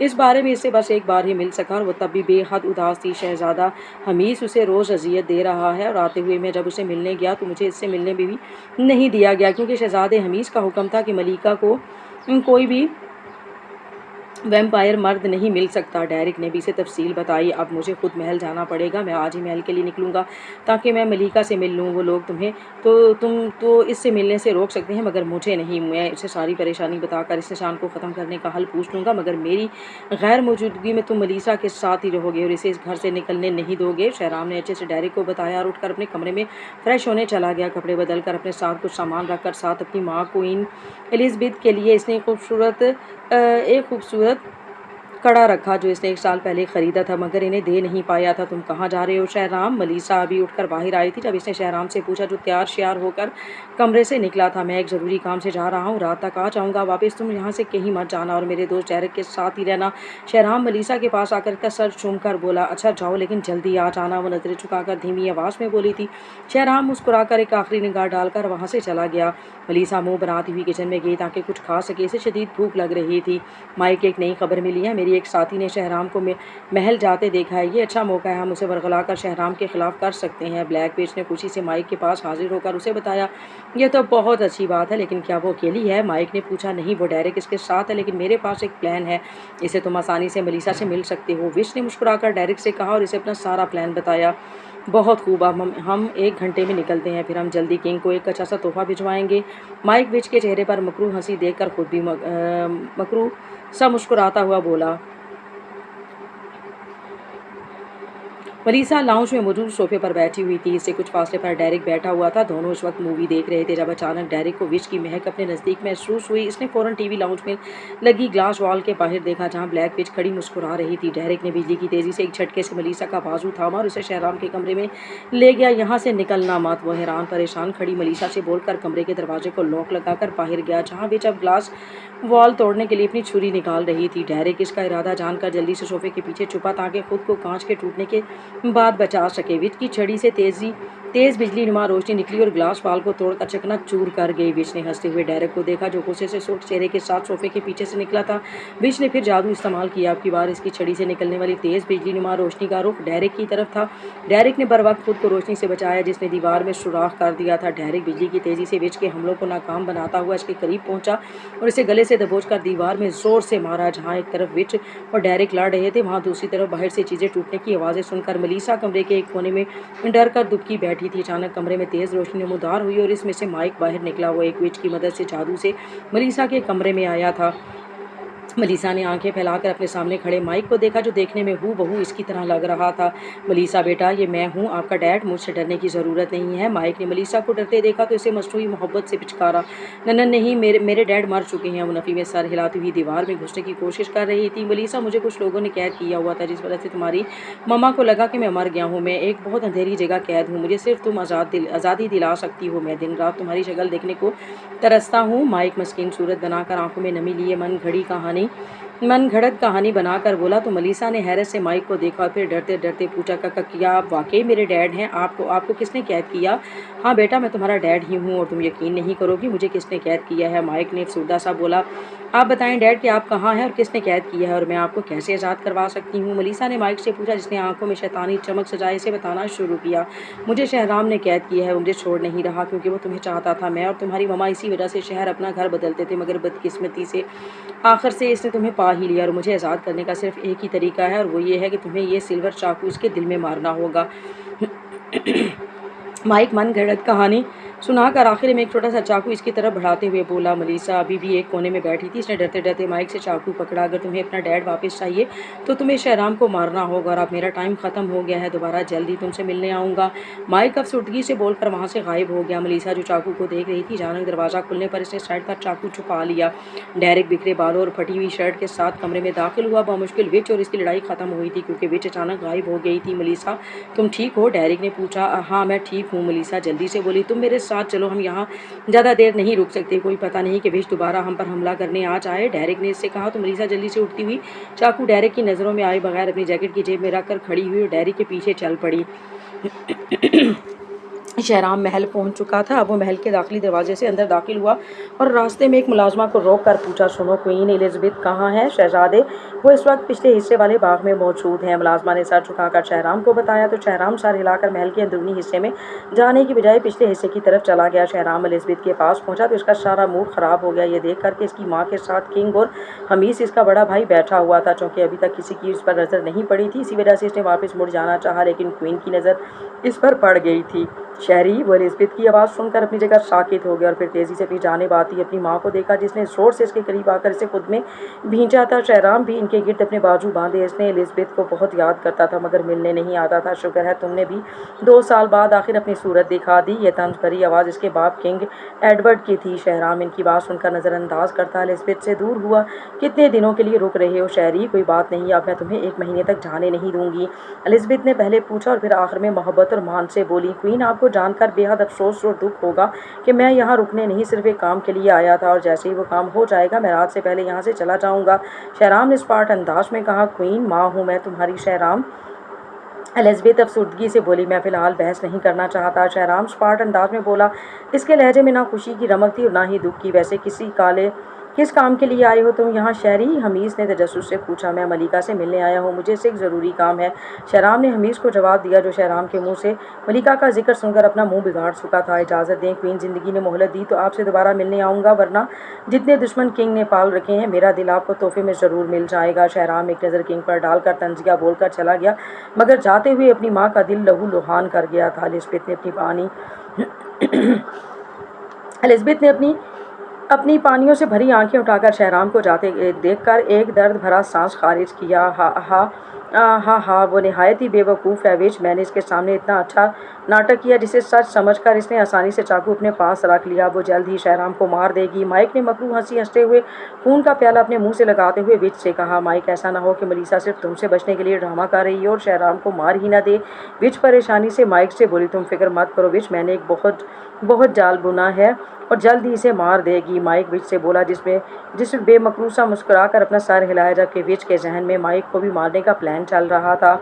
शहराम राहदारी से गुजरते हुए मुख्तलिफ रास्तों से होता हुआ एक कमरे के सामने पहुंचा। यह कमरा मखसूस मलिका के लिए था। इसमें ना ही कोई खिड़की थी और ना ही कोई और जरिया था जिससे रोशनी मलिका तक पहुंचती। मलिका हल्का सा दरवाज़ा नॉक करके अंदर दाखिल हुआ, जहां मलिका कुर्सी पर बैठी कोई किताब पढ़ रही थी, साथ अपने सामने रखे मेज़ पर मुख्तलिफ मादों को मिक्स कर रही थी। मलिका ने दरवाज़ा खुलने की आवाज़ पर अपनी सब्ज़ आंखों से अंदर आने वाले शख्स को देखा। शहराम को 2 साल बाद देखकर इसके चेहरे पर एक उदास सी मुस्कुराहट नमूदार हुई। शहराम ने मलिका को मुस्कुराते देखा तो खुद भी हल्की सी मुस्कान के साथ मलिका के करीब गया। इसे यह देखकर शदीद दुख हुआ कि मलिका पहले से काफ़ी कमज़ोर हो गई थी, मगर फिर भी वो इस महल की सबसे खूबसूरत लड़की थी। शहराम तुम ज़्यादा जल्दी मुझसे मिलने नहीं आ गए? मलिका ने मुंह बनाते हुए पूछा। हाँ तुम अच्छे से वाकिफ़ हो, अगर मेरा बस चलता तो मैं इस जगह दोबारा कभी कदम न रखता, मगर मेरी मजबूरी मुझे यहाँ किसी न किसी तरह खींच लाती है। शहराम हल्का सा कहका लगाकर मलिका से बोला। तो छोटे शहजादे को कौन सी मजबूरी यहाँ खींच लाई है? मलिका ने मुस्कुराकर शहराम से पूछा। मुझे तुमसे एक मदद चाहिए थी मलिका, और मुझे उम्मीद है कि तुम मेरी मदद करोगी। शहराम संजीदगी से मलिका से बोला। तुम जैसे भी मदद चाहिए मैं तुम्हें मदद ज़रूर दूंगी। शहरी मलिका ने इसके चेहरे की संजीदगी देखते हुए कहा। यह निशान मुझे इसको ख़त्म करवाना है और ये कोई विच ही कर सकती है, लेकिन तुम हालात जानती हो, इस वजह से मुझे तुम्हारी ज़रूरत है। ये निशान ख़त्म हो जाएगा और इसका असर भी बस तुम्हें 2 घंटे इंतज़ार करना पड़ेगा। तब तक मैं इसके लिए तुम्हें एक दवा बना कर दूंगी। तुम्हें दवा इस निशान पर गिरानी होगी, फिर ये निशान 1 मिनट के अंदर ख़त्म हो जाएगा। मलिका ने शहराम के मोबाइल में ये निशान देकर जवाब दिया तो शहराम ने सुकून का सांस लिया। ये बहुत नायाब दवा है, ये सिर्फ मैं एक ही बार तैयार कर पाऊंगी शहराम, क्योंकि इसमें जो एक जड़ी बूटी शामिल होती है वो सिर्फ एक ही 10 साल में तैयार होती है और वही इस दवा में शामिल होगी। मलिका मुख्तलिफ अज्जा अपने मेज़ पर रख कर अपने हाथ तेज़ तेज़ चलाती हुई बोली। मैं ध्यान रखूँगा, तुम बस मुझे बना दो, शहराम एक तरफ कमरे में मौजूद छोटी सी कुर्सी पर बैठकर बोला और मलिका मुसलसल बातें कर रहे थे। इसे मलिका के जरिए ही पता चला कि बहुत जल्द महल में जश्न होगा, लेकिन किस वजह से जश्न होगा ये बात फिलहाल मलिका को भी नहीं पता थी। ये लो शहरी, इसे संभाल कर ले जाना और अपना ख्याल रखना, और अगर हो सके तो उस गुलाम से भी मिलने आ जाना। मलिका इसे दवा तैयार करके पकड़ाकर अफसरदा सी बोली, मलिका ये मेरा तुमसे वादा है कि मैं तुम्हें बहुत जल्द यहाँ से आज़ाद करवा दूंगा, फिर तुम आज़ादी से अपनी ज़िंदगी जी लेना। शहराम ने मलिका का अफसरदा चेहरा देखकर यकीन से कहा, हमीज मुझे कभी यहाँ से जाने नहीं देगा, और अब तुम जाओ, शाम के साए थोड़ी देर में ढल जाएंगे। मलिका रुख मोड़कर शहराम से बोली तो शहराम एक दुख भरी निगाह इस पर डालकर कमरे से बाहर निकल गया। वो महल से निकल गया था और अब वापस जल्दी से जल्द मलिसा के पास पहुंचना चाहता था।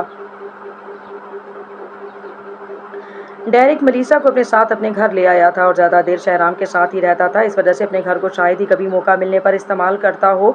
मलिसा, तुम ये सामने वाले कमरे में जाकर आराम कर सकती हो, तुम्हें डरने की बिल्कुल ज़रूरत नहीं है, यहाँ पर तुम महफूज हो। डेरिक मलिसा को गुमसुम सा देखकर बोला। इसे लग रहा था कि मलिसा डर रही है, मगर दर हकीकत वो तो माइक की बातों को सोच रही थी। मलिसा डेरिक की बात पर ज़्यादा ध्यान दिए बगैर सीधे चलते कमरे में दाखिल हुई और कमरे का दरवाज़ा बंद करके इसके साथ ही ठंडे फर्श पर ज़मीन पर बैठ गई। माइक की बातों पर वो यकीन ना करती, मगर वो माइक जैसे ही दिखती थी फिर इसकी बातें वो भी काफ़ी हद तक दुरुस्ती से लग रही थी। मलिसा ने अपनी जैकेट से चाकू निकाल कर देखा तो इस पर सुनहरी हरूफ से कुछ लिखा हुआ था। अजीब सी लिखाई थी जिसे देखकर वो समझ नहीं पा रही थी कि क्या लिखा है। इसने आहिस्ता से अपनी उंगली चाकू की नोक पर रखी, मगर चाकू की धार इतनी तेज थी कि फौरन इसकी उंगली जख्मी हो गई थी। मलिसा ने जल्दी से अपनी उंगली चाकू से हटाई और इसे जोर से दूसरे हाथ से दबाया ताकि खून रुक सके। इसने चाकू एहतियात से उठकर बैठ के साइड दराज खोलकर इसमें रख दिया और वॉशरूम चली गई ताकि मुंह पर छींटे मार सके। वो बेसन के सामने खड़ी अपना मुंह पर पानी के छींटे मारने के बाद खुद को आईने में देख रही थी। जाने कि इसको अपने पीछे किसी की मौजूदगी का एहसास ने पलटने पर मजबूर कर दिया। तुम प्लीज़ मुझे आज़ाद करवा दो। मलिसा, अपने पीछे धुएं में से माइक का चेहरा दिखाई दिया। अचानक वो वहाँ से गायब हो गया। उसे बाएं जानिब अपनी आवाज़ सुनाई दी तो वो इस तरफ पलटी। मैं तुम्हारा डैड हूँ मलिसा, मेरी जान, प्लीज़ मुझे इस कैद से आज़ादी दिलवा दो। शहराम झूठ बोल रहा है तुमसे, वो सिर्फ तुम्हें इस्तेमाल करेगा और फिर तुम्हारा सारा खून पीकर तुम्हें मार देगा। वो फरेबी है, इसने तुम्हारी माँ को भी मार दिया है, वो एक कातिल है। मलिसा, तुम एक कातिल के साथ कैसे रह सकती हो? वो किसी को मारने से पहले एक बार भी नहीं सोचता। उसे मार दो, बहुत से लोगों की ज़िंदगी आसान हो जाएगी। मलिसा को अपने चारों तरफ से आवाज़ें सुनाई दे रही थी। यहाँ सी वो अपने कानों पर हाथ रखती आवाज़ें रुकने की नाकाम कोशिश करने लग पड़ी थी, मगर मुख्तलिफ जुमले इसके कानों में बार बार पड़ रहे थे। ठक ठक ठक। मलिसा, तुम ठीक हो? अचानक बाहर से वॉशरूम के दरवाजे पर डेरिक ने नॉक करके पूछा। मलिसा को अब आवाज़ें आना बंद हो चुकी थी। वो खुद को संभालती बामुश्किल अपना कुछ गला तर करती हुई बोली, मैं ठीक हूँ, तुम जाओ, मैं फ्रेश होकर तुमसे मिलती हूँ। अच्छा, मैं बाहर ही बैठा हूँ। डेरिक मलिसा से बोलकर इसके कमरे से चला गया। वो मलिसा की चीख सुनकर आया था, मगर इसकी सही आवाज़ सुनकर वो वापस चला गया। हाँ हाँ, कितना मज़ा आ रहा था, मगर ये डेरिक ने सारा ख़राब कर दिया। माइक विच से बोला। उसने जादू की मदद से मलिसा को ये सब सुनाया और दिखाया था, और विच के साथ मलिसा के घर मौजूद था। मुझे पता नहीं था माइक, तुम इतने कमीने हो कि अपनी बेटी को भी नहीं छोड़ रहे। विच ने हैरानी से पूछा।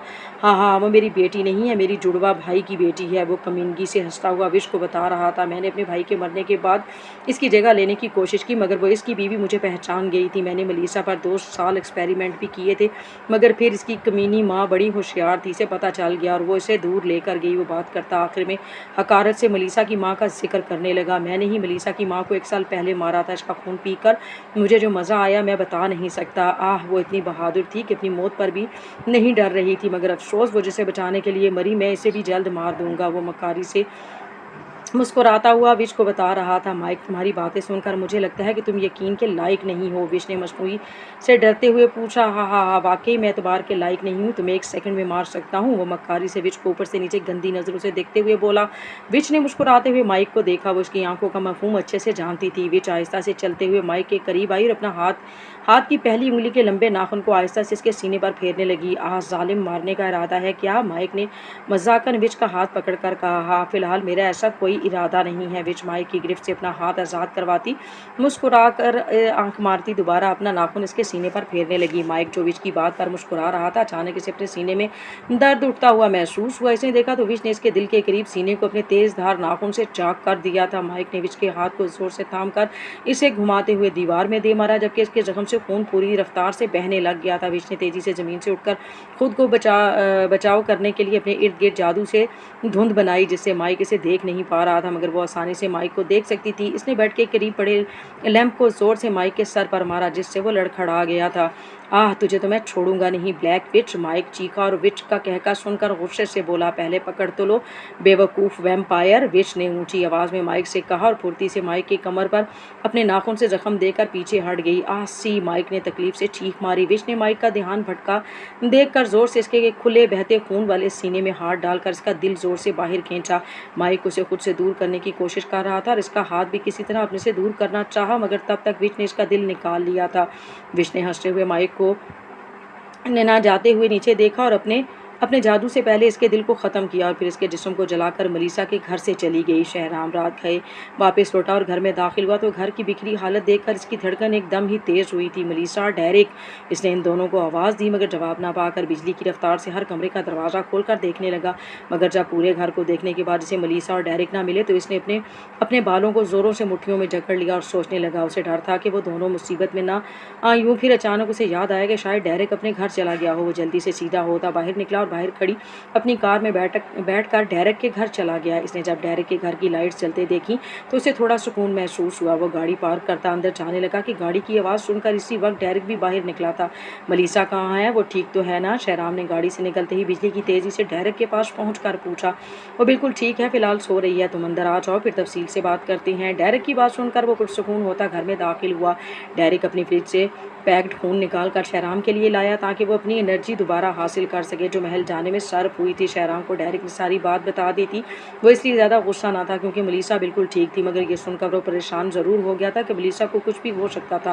वो डेरिक से बात करके आराम करने के लिए अपने कमरे में जाने से पहले मलीसा के कमरे में आया ताकि मलीका का दिया हुआ मादा इसके निशान पर गिरा सके। वो बिना आवाज़ पैदा किए मलीसा के पास गया और आहिस्ता से इसकी शर्ट के बटन खोलकर इसे कंधे से खिसकाया और अपने जैकेट से मादे की छोटी सी शीशी निकालकर इसे अच्छे से एक बार हिलाकर आहिस्ता से इसे मलीसा के निशान पर गिराने लगा। मादा गिरा कर वो मलीसा से दूर हुआ। तब भी मलीसा सोई हुई थी। इसने आज मलीसा के साथ सोने का इरादा किया ताकि अगर मलीसा को कुछ भी दवा के असरात हों तो वो संभाल सके। वो अपनी जैकेट उतार कर फेंकता हुआ अपने शर्ट को पैंट से निकाल कर इसे ढीली करता मलीसा के साथ मौजूद बेड पर खाली जगह पर लेट गया। मलीसा ने शहराम के सोने के थोड़ी देर बाद आंख खोली तो खुद पर कुछ महसूस करके इसने फौरन इसे साफ कर दिया और एक घूरी से सोए हुए शहराम को नवाजा।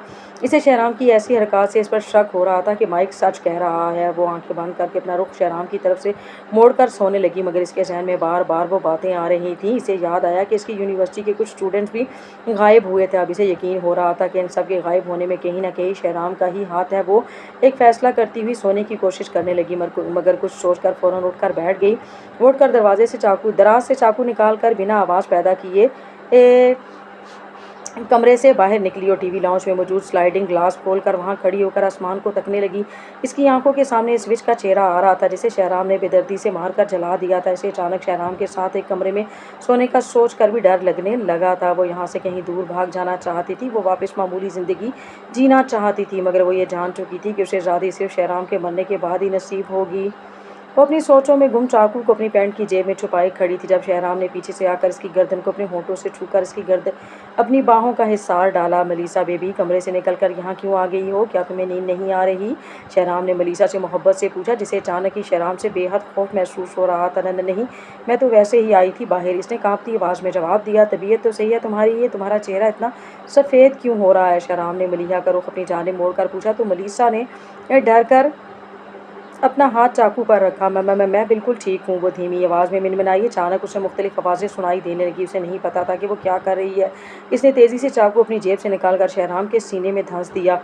लाल खून शहराम की सफ़ेद शर्ट को सुर्ख करने लग पड़ा था। शहराम ने बेयकीन नज़रों से मलीसा को देखा जो सपाट तासुरात के साथ खड़ी थी। शहराम ने झटके से मलीसा का बाजू पकड़कर इसे मोड़ा, जिससे चाकू इसके सीने से निकलकर झटका लगने से मलीसा के हाथ से दूर जा गिरा। मलीसा को समझ नहीं आ रहा था इसने क्या कर दिया है। इसने अपने सर को पकड़कर खौफ से शहराम की तरफ देखा जिसकी शर्ट सुर्ख हो चुकी थी। शहराम ने जब मलीसा के चेहरे पर खौफ देखा तो बिजली की तेज़ी से इसके करीब आया। शहराम, मुझे पता नहीं था क्या हुआ, मेरी मदद करो प्लीज़। आंखों में खौफ लिए वो शहराम से बोली जो उसके करीब खड़ा था। शहराम ने आगे बढ़कर मलीसा को थामना चाहा कि फिर इसके तासुरात बदल कर सपाट हुए और इसने ज़ोर से शहराम को पीछे की तरफ धक्का दिया। शहराम ने खुद को नीचे गिरने से बचाने के लिए बमुश्किल ग्रिल का सहारा लिया। अब उसे अफसोस हो रहा था कि इसने मलिका से निशान ख़त्म करने के असरात का क्यों नहीं पूछा। मलिसा बेबी, सिर्फ मेरी आवाज़ पर गौर करो, खुद को संभालो, तुम खुद को काबू कर सकती हो। वो मलिसा की तरफ छोटे छोटे कदम उठाकर जाता हुआ इसे पिचकारने लगा। मलिसा, ये मैं हूँ शहराम, इधर आओ मेरे पास। शहराम मलिसा के आगे अपना हाथ बढ़ाते हुए बोला तो मलिसा ने मासूमियत से इसके हाथ की तरफ देखा और इसके हाथ को झपट कर इस पर अपने दांत गाड़ दिए और शहराम का खून पीने लगी। शहराम ने मलिसा के बालों को पकड़कर इसको झटके से खुद से दूर किया। यहाँ क्या हो रहा है? डेरिक, जो आवाज़ सुनकर नीचे आया था, शहराम को खून में लिपटा देखकर मलिसा के बालों को शहराम की पकड़ में देखकर हैरान और परेशानी से पूछने लगा। मलिसा जो मज़ाहमत करने लगी थी, इसने चमकती आंखों से डेरिक की तरफ देखते हुए शहराम को खुद से दूर करना चाहा, मगर शहराम पहले ही इसके ध्यान भटकने का फ़ायदा उठाकर इसके गले को अपनी गिरफ्त में ले चुका था और इसके गले की मखसूस नस दबा चुका था। वो झूलती हुई शहराम की बाहों में गिरी। शहराम ने तकलीफ से लब भींचकर डेरिक की सवालिया नज़रों को नज़रअंदाज करके मलिसा को अपनी बाहों में उठाया और इसे इसके कमरे में ले जाकर बेड पर लिटाकर कमरे को अच्छे से लॉक लगाकर बाहर निकल गया। मैं शिकार करने जा रहा हूँ, जितना मर्जी अंदर से आवाज़ें आएँ, तुम्हें दरवाज़ा खोलने की ज़रूरत नहीं। अभी वो होश में नहीं है, पहले इसने मुझे मारने की कोशिश की है, तुम्हें भी मारने से परहेज़ नहीं करेगी। शहराम डेरिक से बोला। शहराम, ये तो बता दो कि वैसा क्यों कर रही है, और मुझे डराने की ज़रूरत नहीं है, मैं वैसे भी अपने कमरे में जाकर सोने वाला हूँ। डेरिक ने पहले पूछा और फिर अपने मुँह पर मासूमियत से जाकर बोलने लगा। इसका निशान ख़त्म करने के लिए मलिका का दिया गया मादा गिराया था, ये इसी के असरात हैं और अब मैं जा रहा हूँ। शहराम एक हाथ से अपना जख्म को दबाकर खून के बहाव को रोकता हुआ बोला और सीधा जंगल की तरफ चला गया। बिच माइक को मारने के बाद जंगल से होती हुई यहाँ से दूर जाना चाहती थी ताकि कोई एक्सपेरिमेंटल वैम्पायर माइक की मौत की खबर सुनकर इसे मारने ना आ जाए। वो यहाँ से दूर एक वादी की तरफ जा रही थी जब इसे थोड़ी दूर अजीब सी आवाज़ें सुनाई दी। विच अपनी जगह रुककर इस तरफ जाने लगी जहाँ से आवाज़ें आ रही थी। अचानक इसकी नाक के नथनों से माइक के साथ ही वैम्पायर की महक टकराई। वो परेशानी से पीछे मुड़कर जाने लगी कि एक वैम्पायर ने इसकी पहले ही भांप ली थी। वो वैम्पायर ने तेज़ी से आकर विच को गले से दबोचा और ऊंची आवाज़ में सुर्ख आंखों से गुर्राया। माइक को मारकर भागने की कोशिश कर रही हो विच। डायमंड। विच ने आंखें फैलाकर डायमंड को देखते हुए अटकते हुए इसका नाम लिया था। तुम क्या समझती, मेरे साथी को मारकर भाग जाओगी तो मैं तुम्हें जाने दूंगा? डायमंड इसके गले पर जोर से दबाव डालकर बोला। वो अपनी बेटी को इस्तेमाल कर रहा था, इस वजह से मैंने उसे मार दिया। वो अपने गले पर दबाव की वजह से बामुश्किल बोल रही थी। मुझसे होशियारी करने की कोशिश भी मत करो, मैं अच्छे से जानता था कि तुम दोनों मेरे पीठ पीछे क्या करते फिर रहे हो। तुम दोनों भूल भी कैसे गए कि मैं तुम लोगों का सरबराह हूँ? अब तुमने माइक को मेरे मारने से पहले ही मार दिया, ये अच्छी बात है क्योंकि मुझे वैसे भी ऐसे निकम्मे और मक्कार वैम्पायर की ज़रूरत नहीं थी। लेकिन अब तुम्हारी बारी, मेरी प्यारी ब्लैक विच। मैं सब कुछ तुम्हें माफ़ कर सकता था मगर मुझसे वफादारी ना निभाने की सिर्फ एक ही सज़ा है और वो है मौत। डायमंड ने गुर्राते हुए विच से कहा जो खौफ से डायमंड की सुर्ख आंखों को देख रही थी। विच अपनी छड़ी निकालने की कोशिश करने लगी तो डायमंड ने सर्द मुस्कुराहट के साथ विच का वो हाथ अपने दूसरे हाथ से पकड़कर तोड़ दिया। तुम शायद भूल रही हो विच, मैं भी रॉयल ब्लड हूँ, बस मुझ पर एक्सपेरिमेंट किए गए हैं। डायमंड की सर्द मुस्कुराहट के साथ स्पार्ट आवाज़ वहाँ इर्द गिर्द पूरे जंगल में गूंज रही थी। डायमंड ने विच का दूसरा हाथ पकड़कर भी इस जोर से मोड़कर हाथ तोड़ दिया था और विच की पोशाक की जेब से इसकी छड़ी निकाल कर तोड़ दी और अपनी जेब से चाकू निकालकर जोर से इसके पेट में धंस दिया था। अगर तुम्हारा खून मज़ेदार होता तो मैं ज़रूर पीता, मगर मैं तुम जैसी मक्कार का खून पीकर अपना मुंह का जायका ख़राब नहीं कर सकता। डायमंड ने चाकू इसके पेट से निकालकर इसके बाजू पर चलाते हुए कहा और झटके से इसकी गर्दन तोड़ दी। डायमंड ने इसे साइड पर फेंक कर अपनी जेब से माचिस निकालकर विच के जिस्म को आग लगा दी और उसे जलता देखकर स्पार्ट चेहरे के साथ वहाँ से चला गया। मगर अचानक उसे दूर से गीत सुनाई दिया। वो चलता हुआ अपना चाकू अपनी पोशाक में रखता इस तरफ गया तो वहाँ जंगल के करीब एक झोंपड़ी के बाहर एक लड़की बैठी आसमान पर तारे देखकर अपनी मधुर और खूबसूरत आवाज़ में गुनगुना रही थी। डायमंड ने एक नज़र इस लड़की को देखा जो चेहरे पर मासूमियत सजाए अपनी दुनिया में ही मगन थी, मगर डायमंड का मुर्दा दिल एक बार फिर ज़ोर से धड़का गई थी। डायमंड ने एक बरहम नज़र इस लड़की पर डाली और सर झटक कर बिजली की तेज़ी से वहाँ से चला गया और अब वो दोबारा इस लड़की से कभी नहीं मिलना चाहता था जिसने एक पल को इसका दिल धड़का दिया था। मगर किस्मत से कौन लड़ सकता है, जल्द ही वो लड़की इसकी ज़िंदगी में आकर एक तूफ़ान बर्पा करने वाली थी या शायद इसके दिल की दुनिया तहस नहस कर देने वाली थी। मगर ये तो तय था, वो दोनों जल्द ही मिलने वाले थे। शहराम ने एक जानवर का शिकार करके खून पी लिया था और वो वापस जा रहा था जब से जंगल में थोड़ी दूर किसी की ऊंची आवाज़ सुनाई दी। वो सर झटक कर आगे बढ़ने लगा मगर फिर तजस्सुस की वजह से इस तरफ गया। उसे थोड़े फासले पर डायमंड विच को मार कर जलाता हुआ देखा। इसने एक अफसोस भरी निगाह डायमंड पर डाली जो इंतहाई शफाक बन गया था। कभी वो इसका सब कुछ हुआ करता था, हर मामले में वो डायमंड से ही मशवरा लेता था मगर फिर फिर एक एक दिन सब बदल गया।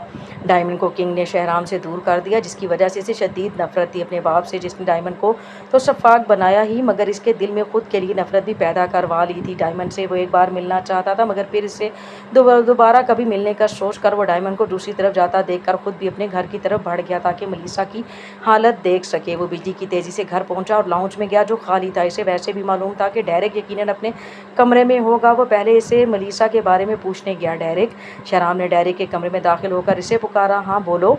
डेरेक जो कोई किताब पढ़ रहा था इसे देखकर किताब साइड पर रखता हुआ बोला। मलीसा के कमरे से कोई आवाज़ आई? शहराम ने पूछा। नहीं, बहुत खामोशी से वो बेहोश है। डेरेक अपनी आंखें घुमाकर बोला। शहराम इसकी बात सुनकर एक गोली इसे डालता हुआ अपने कमरे में चला गया ताकि फ्रेश होकर फिर मलीसा से मिले। इसके सारे ज़ख्म तो अब ठीक हो गए थे, मगर इसके सीने में हल्का सा दर्द था जो तो 3 दिन तक ख़त्म हो जाना था। वो अंधेरे जंगल में भागती हुई जा रही थी यहाँ से वहाँ, मगर इस सुनसान और वीरान जंगल में उसे अपना दम घुटता हुआ महसूस हो रहा था। एक जानवर इसके करीब से गुजरा तो इसे अचानक खून की तलब होने लगी। इसने अपनी आंखों को छोटा करके इस जानवर को देखा। पलक झपकते इसने इस जानवर को पकड़कर इसे दबोचकर ढेर कर दिया और इसकी गर्दन को झटके से तोड़ दिया। इसने मुस्कुराते हुए जानवर का खून पीना शुरू किया। एकदम इसकी आंखों के सामने खून देखकर एक याद आई। वो अब एक कमरे में थी। इसके गिर्द ढेर औजार पड़े हुए थे, आधे मशीनों में जकड़ा गया था। इसे माइक दिखाई दिया जो उसके करीब आ रहा था। इसके हाथ में कोई सिरिंज पकड़ी हुई थी। इसने वो सिरिंज करीब आकर ज़ोर से मलीसा के दिल में चपो दी। आह! इसकी आंखों के आगे अंधेरा छा गया था। तकलीफ से इसने अपनी आंखें मुश्किल खोली तो वो इस वक्त अपनी माँ के पहलू में दुबकी बैठी थी। इसके कान में इसकी माँ के चीखने की आवाज़ें गूंज रही थीं। तुम जानवर, तुम्हें ज़रा एहसास नहीं कि तुम एक छोटी और मासूम बच्ची के साथ ये सब कर रहे हो? तुमने किसी इसे टॉर्चर करने की कोशिश की। ये यहाँ से फ़ौरन दफ़ा हो जाओ, इससे पहले कि मैं तुम्हें इस चाकू से मार दूँ। मलीसा को अपनी माँ की आवाज़ सुनाई दे रही थी, जबकि अपनी अधखुली आंखों से इसने अपनी माँ के हाथ में एक चमकता हुआ चाकू देखा जिसका रुख माइक की तरफ था। इसकी आंखों के आगे अंधेरा आया। वो एक कमरे में थी। इसके करीब एक औरत बैठी मुस्कुराकर इसके बालों में हाथ फेरते हुए अपनी छोटी सी छुरी से इसके कंधे पर कुछ कर रही थी। वो एक निशान बना रही थी जिसे मलीसा हमेशा यही समझती थी कि इसने एक टैटू बनवाया है। आह सी! वो चीख मार कर उठी थी। इसका सारा जिस्म पसीने में भीगा हुआ था। इसे अपने माजी की सारी बातें याद आ गई थी। मलीसा गहरे गहरे सांस ले रही थी जब शहराम बिना शर्ट के धड़ाम से दरवाज़ा खोलकर अंदर दाखिल हुआ था और मलीसा को गहरे गहरे सांस लेते देखकर इसके करीब आया था। शहराम, मुझे सब याद आ गया है। वो शहराम के अपने करीब आने पर इसके सीने से चिमट कर कांपती आवाज़ और नम आंखों से बोली। मम्मा, मुझे टॉर्चर किया गया है था, वो भी कई दफ़ा। वो शख्स जो छूटा है, मैं इसके कहने पर तो तुम्हें मारा। अचानक वो इससे बोलती हुई दूर हुई। इसे याद आया कि इसने शहराम के चाकू मारा था। हल्का सा निशान शहराम के सीने पर उभरा हुआ था। सॉरी, तुम्हें पता नहीं कि कितनी तकलीफ़ हुई होगी। मैं बहुत बुरी हूँ। वो आंसू से रोती बहाती बोलती झुककर इसके सीने पर अपने लब रख गई थी, जैसे इसकी तकलीफ़ कम करना चाहती हो। शहराम ने मलीसा के दूर होने पर इसे ज़ोर से खुद में भींचा। अब मेरे होते हुए कोई तुम्हें कुछ नहीं कर सकता और मैं अब बिल्कुल ठीक हूँ, इसलिए अपने आंसू फ़ौरन रोक लो। शहराम गंभीर लहजे में इसके बालों पर लब रखता हुआ बोला और इसे खुद से अलग करता झुककर इसके नम गालों पर अपने लब रख गया। शहराम ने झुककर शिद्दत से मलीसा का चेहरा चूमा और इसे अपने साथ लगाया। अब रोने की ज़रूरत नहीं है और जाओ फ्रेश होकर कपड़े बदलो, मैं तुम्हें कहीं लेकर जाना चाहता हूँ। शहराम ने अपने हाथ की पूंछ से इसके नम गाल साफ करते हुए कहा और एक बार फिर झुककर इसकी नम आंखों को मोहब्बत से अपने लबों से छुआ। शहराम इससे दूर होता इसे बाथरूम के पास छोड़कर जाने लगा तो मलीसा का शोक चेहरा देखकर वो मुस्कुराता हुआ एक बार फिर इसका गाल चूम गया और हंसता हुआ अपनी शर्ट लेने कमरे में गया। वो मलीसा को इस माहौल से थोड़ी दूर लेकर जाना चाहता था। मलीसा ने शर्म से सुर्ख होकर अपना चेहरा हाथों में छुपाया और जल्दी से कपड़े लेकर वाशरूम में चली गई। वह कुछ देर पहले की नाखुशगवार यादों को आरसी तौर पर भूल चुकी थी। वो तैयार होकर शहराम के साथ घर से निकली तो शहराम ने इसे कमर से थाम कर अपने साथ लगाया, फिर झुककर इसे अपनी बाहों में उठाकर वहां से बिजली की तेजी से दूर जाने लगा। वो डेरेक को पहले ही मलीसा के ठीक होने के बारे में बता चुका था। अब सुबह का वक्त हो रहा था मगर हल्की हल्की बर्फबारी होने की वजह से रात ही लग रही थी। मलीसा ने जोर से शहराम को पकड़ा हुआ था। वो इसे लेकर एक खूबसूरत झील के पास आया था जो बेहद खूबसूरत थी। वो इसे झील से भी ज़्यादा खूबसूरत जो मलीसा के घर के पास थी। यहाँ मुख्तलिफ रंगों के फूल थे। इनमें एक फूल जिसने इसकी तवज्जो खींची वो एक नीले रंग का फूल था। फूल चौंके बड़े बड़े दरख्तों के नीचे थे, इस वजह से वो बर्फ़ से ढके हुए नहीं थे। लंबे लंबे दरख्तों की ओट में छुपे रंग बिरंगे फूल बेहद खूबसूरत लग रहे थे। शहराम के नीचे उतारने पर वो बच्चों की तरह खुश होती हर चीज़ को देख रही थी। वो नीले रंग के फूल के करीब जाने लगी तो शहराम ने उसे पकड़कर अपनी तरफ खींचा और धीमी आवाज़ में इसकी तरफ झुककर बोला, ये आम फूल नहीं है, ये सिर्फ वेम्पायर्स विच इस्तेमाल करती हैं। तुम्हें इसका भी पता नहीं है, ये तुम्हारे लिए ख़तरनाक भी हो सकता है, इस वजह से इससे दूर रहो। शहराम के बोलते बोलने पर वो झट से अपना सर हिलाती, इससे दूर होती बर्फ़ के छोटे-छोटे गोले बनाने लगी। फिर शरारती नज़रों से शहराम की तरफ देखती हुई इसने एक गोला लेकर ज़ोर से शहराम को मारा और फिर एक और मारा और लगातार इसके बर्फ़ के गोले मारकर खिलखिलाकर हँसती हुई शहराम को भी हँसा रही थी। शहराम तेज़ी से मलीसा के करीब आया जो इसको अपनी तरफ देखकर भागने लगी थी। शहराम ने खिलखिलाकर हँसती मलीसा को पीछे से पकड़कर अपने साथ लगाया और मुस्कुराकर ज़ोर से अपना हिसार इसके गिर डाला। मलीसा ने मुस्कुराते हुए अपना सर शहराम के सीने पर टिकाया और गहरा सांस लेकर झील की तरफ देखा जो अब आसमान की हल्की रोशनी बेहद खूबसूरत लेकिन खतरनाक दिखाई दे रही थी। शहराम ने झुककर जोर से मलीसा का लाल गाल अपने दांतों में लेकर दबाया तो मलीसा ने हल्की सी चीख मारकर खशमगी नज़रों से इसे घूरा। मुझे लगता है मुझे तुम जैसे सड़े हुए सर से मम्मा। मलीसा ने शहराम के चेहरे पर मुस्कुराहट देकर धीमी आवाज़ में बोलना शुरू किया था। एक ही जगह बार बार अटक रही थी। मलीसा तुमने जो बोलना है बोल दो। शहराम ने मलीसा का रुख अपनी तरफ करते हुए मोहब्बत से इसका चेहरा अपने हाथों में भरते हुए कहा तो मलीसा ने अपने लब काटते हुए धीमी आवाज़ में कहा मुझे लगता है मोहब्बत हो गई है। वो झट से बोलती अपना चेहरा अपने हाथों में छुपा गई। शहराम ने खुशगवार हैरत से इसकी तरफ देखा और ज़िंदगी से भरपूर कहका लगाकर इसके चेहरे पर रखे हाथों पर अपना लम्स छोड़ने लगा। मलीसा का इजहार सुनकर इसका दिल ज़ोरों से धड़क रहा था। मुझे भी तुमसे बेपनाह मोहब्बत है मलीसा बेबी। वो इसके हाथ ज़बरदस्ती इसके चेहरे से हटाता इसके होठों को छूकर चीख कर बोला जैसे अपने इजहार सारी दुनिया को सुनाना चाहता हो। मलीसा ने सूख चेहरे के साथ शर्मीली मुस्कुराहट चेहरे पर सजाकर शहराम की तरफ मोहब्बत से देखा जिसने इसका चेहरा अपने हाथों में भरकर इसके सर को शिद्दत से चूमा था। शहराम ने झुककर इसके होंठों को मोहब्बत से चूमा और फिर आहिस्ता से इसके होंठों को आज़ाद करके इसके गाल को चूमा और इसे अपने साथ लगाते उठाकर घुमाने लगा। सी शहराम मैं गिर जाऊंगी, मैं तुम्हें कभी गिरने नहीं दूंगा मलीसा। हाँ मगर तुम मेरा खून ज़रूर पी सकती हो, अभी मत पीना शुरू करना वरना तुम सच में मुझसे गिर जाओगी। वो मलीसा को अपनी गर्दन की तरफ झुकता देख हंसता हुआ बोला तो मलीसा ने हल्का सा थप्पड़ इसके कंधे पर जड़ा और हाथ खोलकर खिलखिलाते हुए हंसने लगी। डायमंड ने दूर से शहराम को हंसते देखा तो इसके स्पाट चेहरे पर एक मुस्कुराहट नमूदार हुई और यहाँ एक मखसूस फूल लेने आया था। जब इसने इन दोनों को देखा वो शहराम की खुशी से भरपूर चेहरे पर एक नज़र डालकर वहाँ से चला गया। शहराम ने मलीसा को नीचे उतार कर जोर से खुद में भींचा जिसने पुरसुकून से शहराम के गिर्द अपना हिसार कायम किया था। वो बेहद खुश थी कि शहराम इसके साथ है। वो जानती थी कि इसके माजी के ख्वाब इसे अब कसरत से आया करेंगे लेकिन वो इस बात से भी बाखबर थी कि शहराम इसे संभाल लेगा। इसने मुस्कुराकर शहराम के गिर्द अपना हिसार और तंग किया तो शहराम ने हल्का सा झुककर इसके सर को चूमा और इसके साथ बर्फबारी ज़्यादा होने की वजह से घर जाने लगा जहाँ नई खुशियों से भरपूर ज़िंदगी इनकी मुंतज़िर थी। ख़त्म शुद। तो जी लिसनर्स ये हॉरर सा नावल आपको कैसा लगा?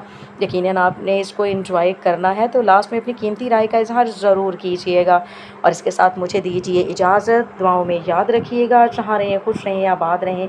अल्लाह हाफ़िज़।